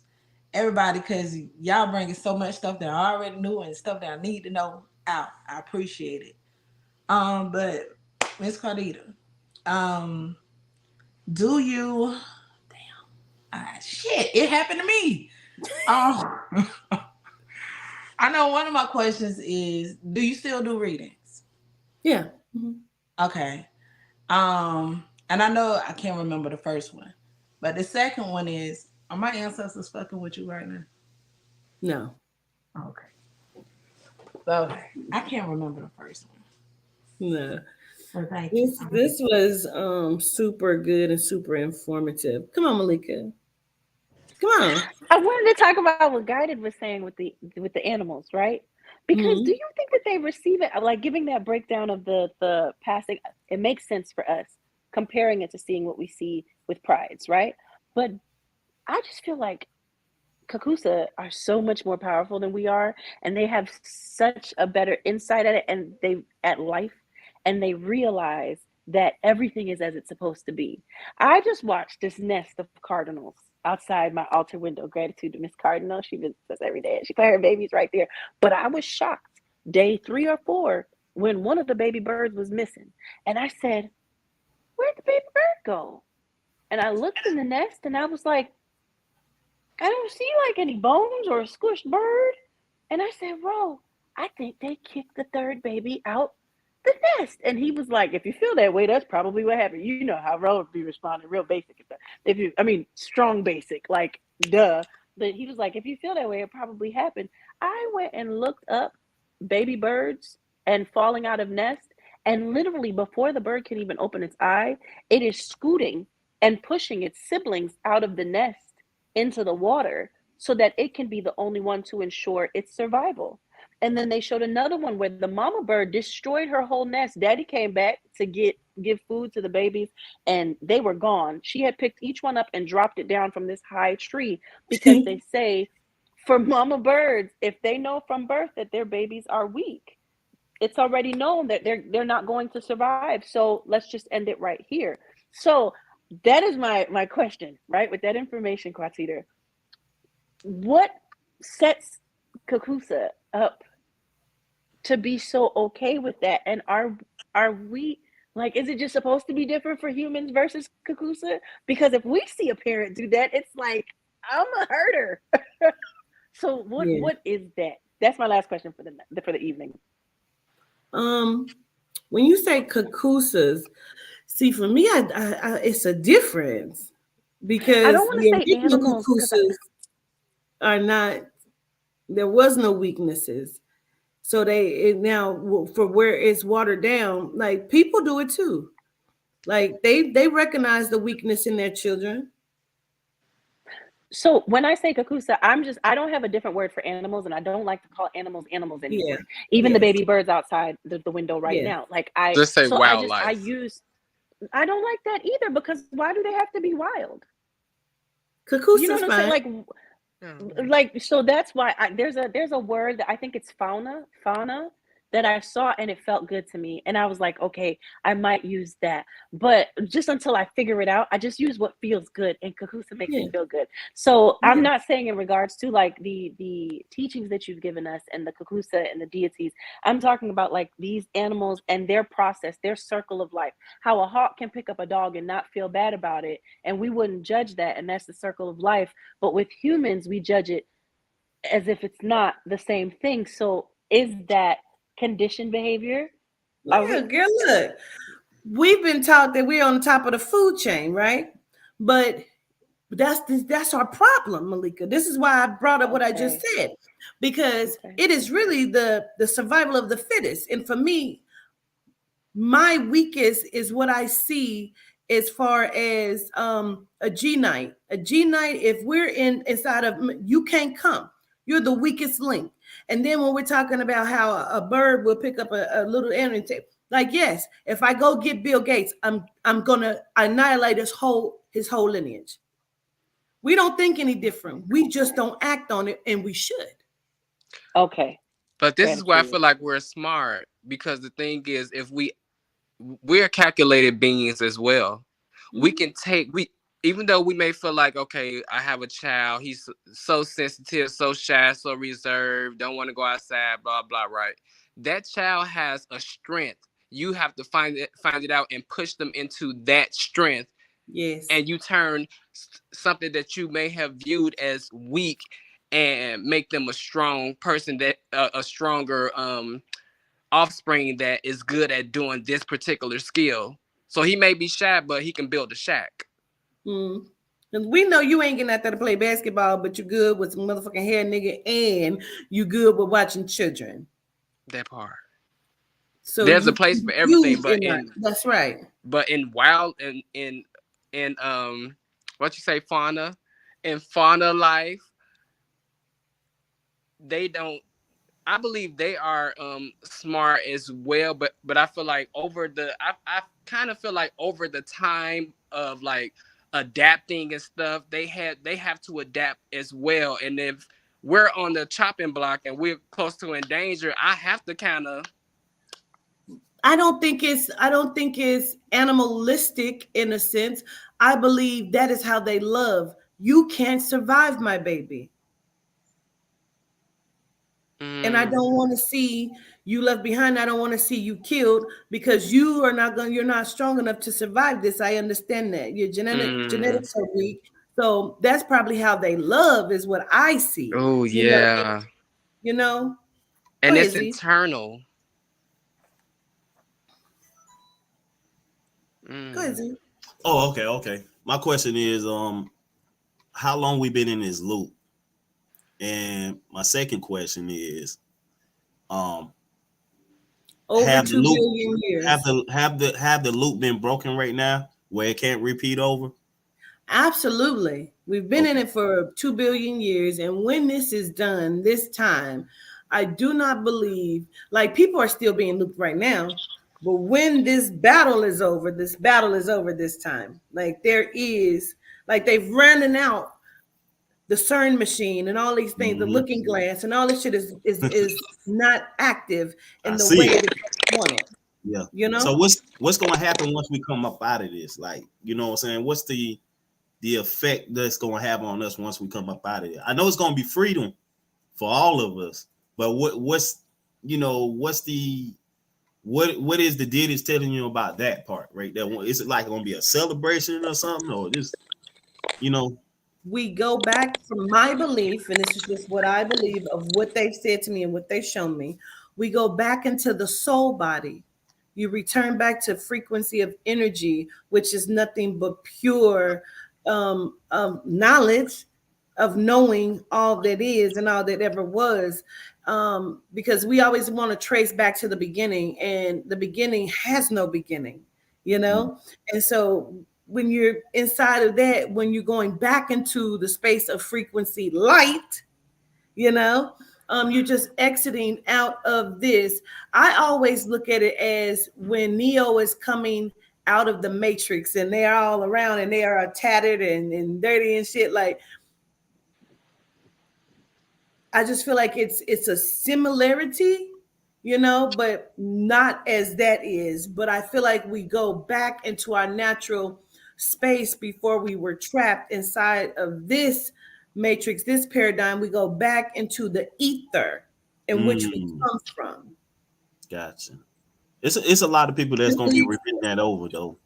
I do know, like, the earth split itself over like 2 different molecules of earth, but it's like 1,000 different earths. So those people that haven't, I'm gonna say the hot sauce, that took the hot sauce, and those are the people that's gonna repeat that cycle over, right? I believe that the grandmother split herself into many different parts, because if I am in many different parts, if I have hidden the jewels inside of the DNA, which is the soul, you can't just go to one person of me and get the jewel. You must have them all. Mm-hmm. So if Mother Dina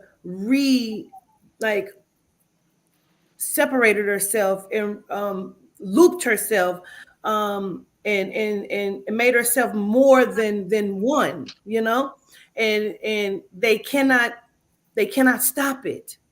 It's inevitable. You must return to the source, because energy doesn't die. It only transcends and ascends back into itself. Mm-hmm. Because the energy is infinite. The number of energy is infinite. And that's the only way I can say it. The 6 is infinite. The 7 is infinite. Like it will only repeat itself and become greater every time, unless you begin to put in DNA and splice it and incorporate the genome into the purity of the DNA, to try to water it down, to try to stop it, to try to kill it. But our genes, our genetics, our frequency, our energy is so strong that, do you know how many times you would have to procreate with a genome before you can even ever kill the melanite DNA? It's almost impossible. Because all I have to do, listen, if you have a baby by a genome, your son have a baby by a genome, his son have a baby by a genome, I don't give a fuck if that genome can pass. If that baby, that 6th baby, go and have a baby with a black man, guess what happened?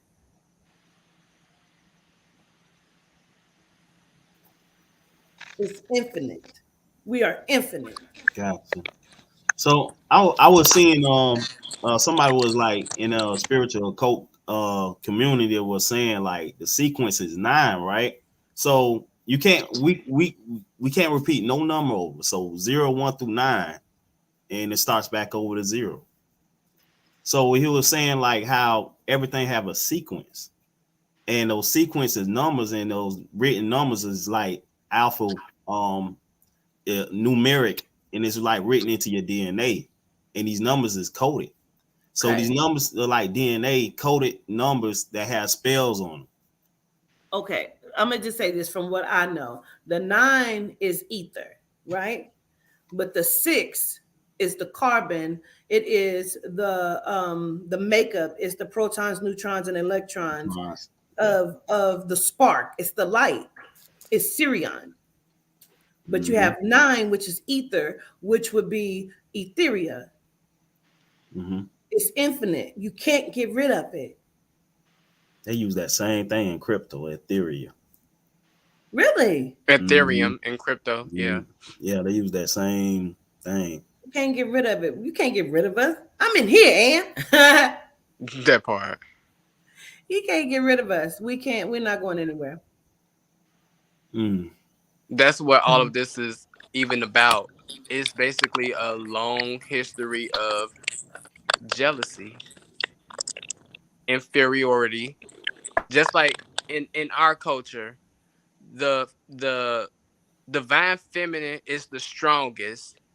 The male is not, but that does not mean that you're great, that you're not great.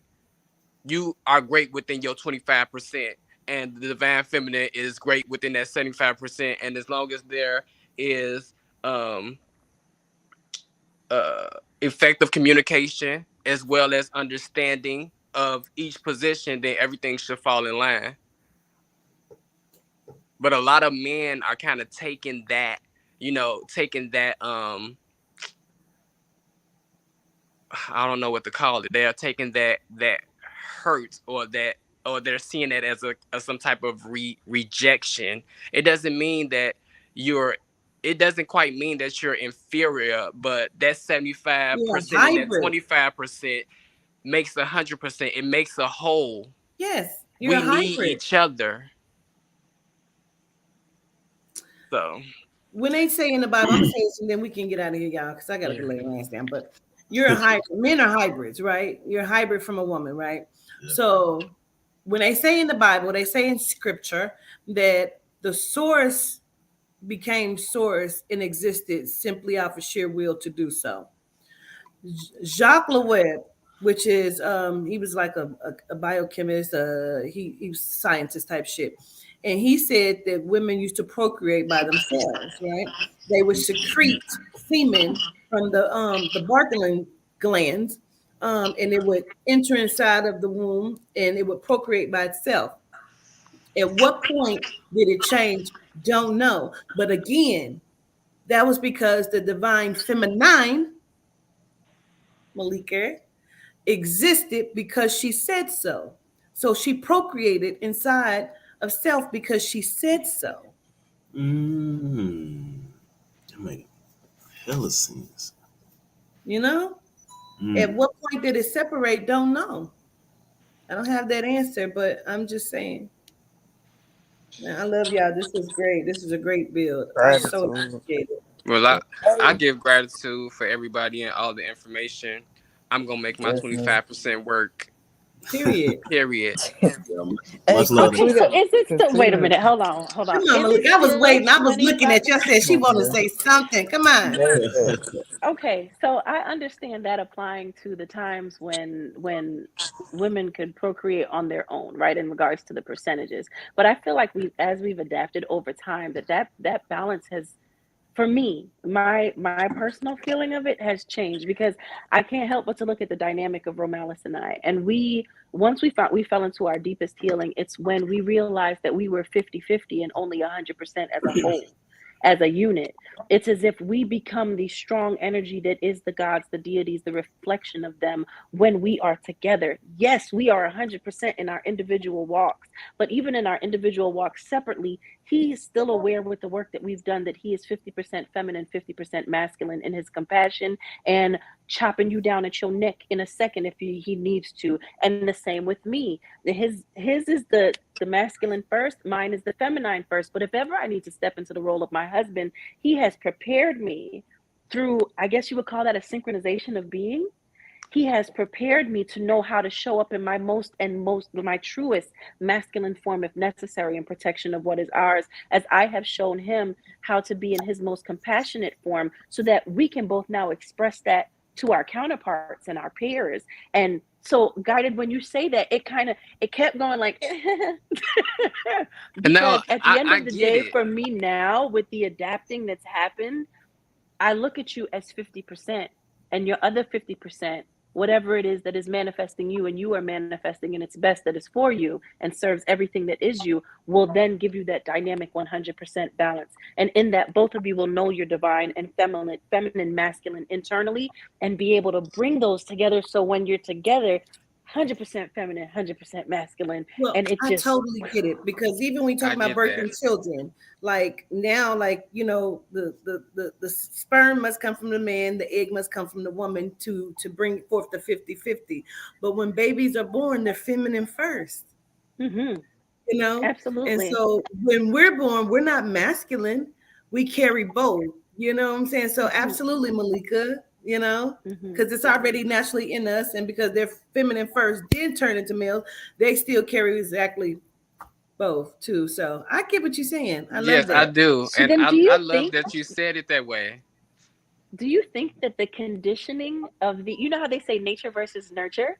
So, oh, I might need to, this is usually how our phone calls go. So then is it both nature and nurture? Because the nature would be the feminine, since we all begin that way, and the nurture would be the masculine that the males have to experience in order to give it to their counterparts to become the whole Oh. 100%. I hope that makes sense, because that Hmm. question has been presented to me so many times, and I've always felt like I think it's both when it comes to who we are. But when you just said that, it was like, bing, because the masculine then would be the nurturing, right? The tough skin from the experience of the physical and the conditioning, finding the work, and then finding your divine partner to grow in both. Anyway, we will dive Mhm. into that. I think I This want to. was Yeah, I amazing. would love to go into that like even more too.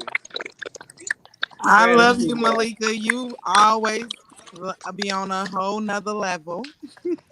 I just want to say thank y'all.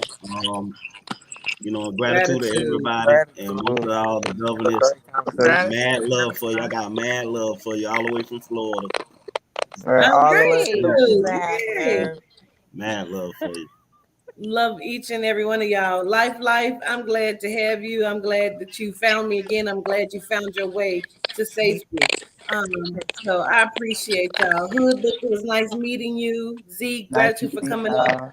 Good seeing you again, vegan. I appreciate everybody that came up and had the conversation. Man, I love y'all to life. Appreciate Love Peace. it. y'all. Peace.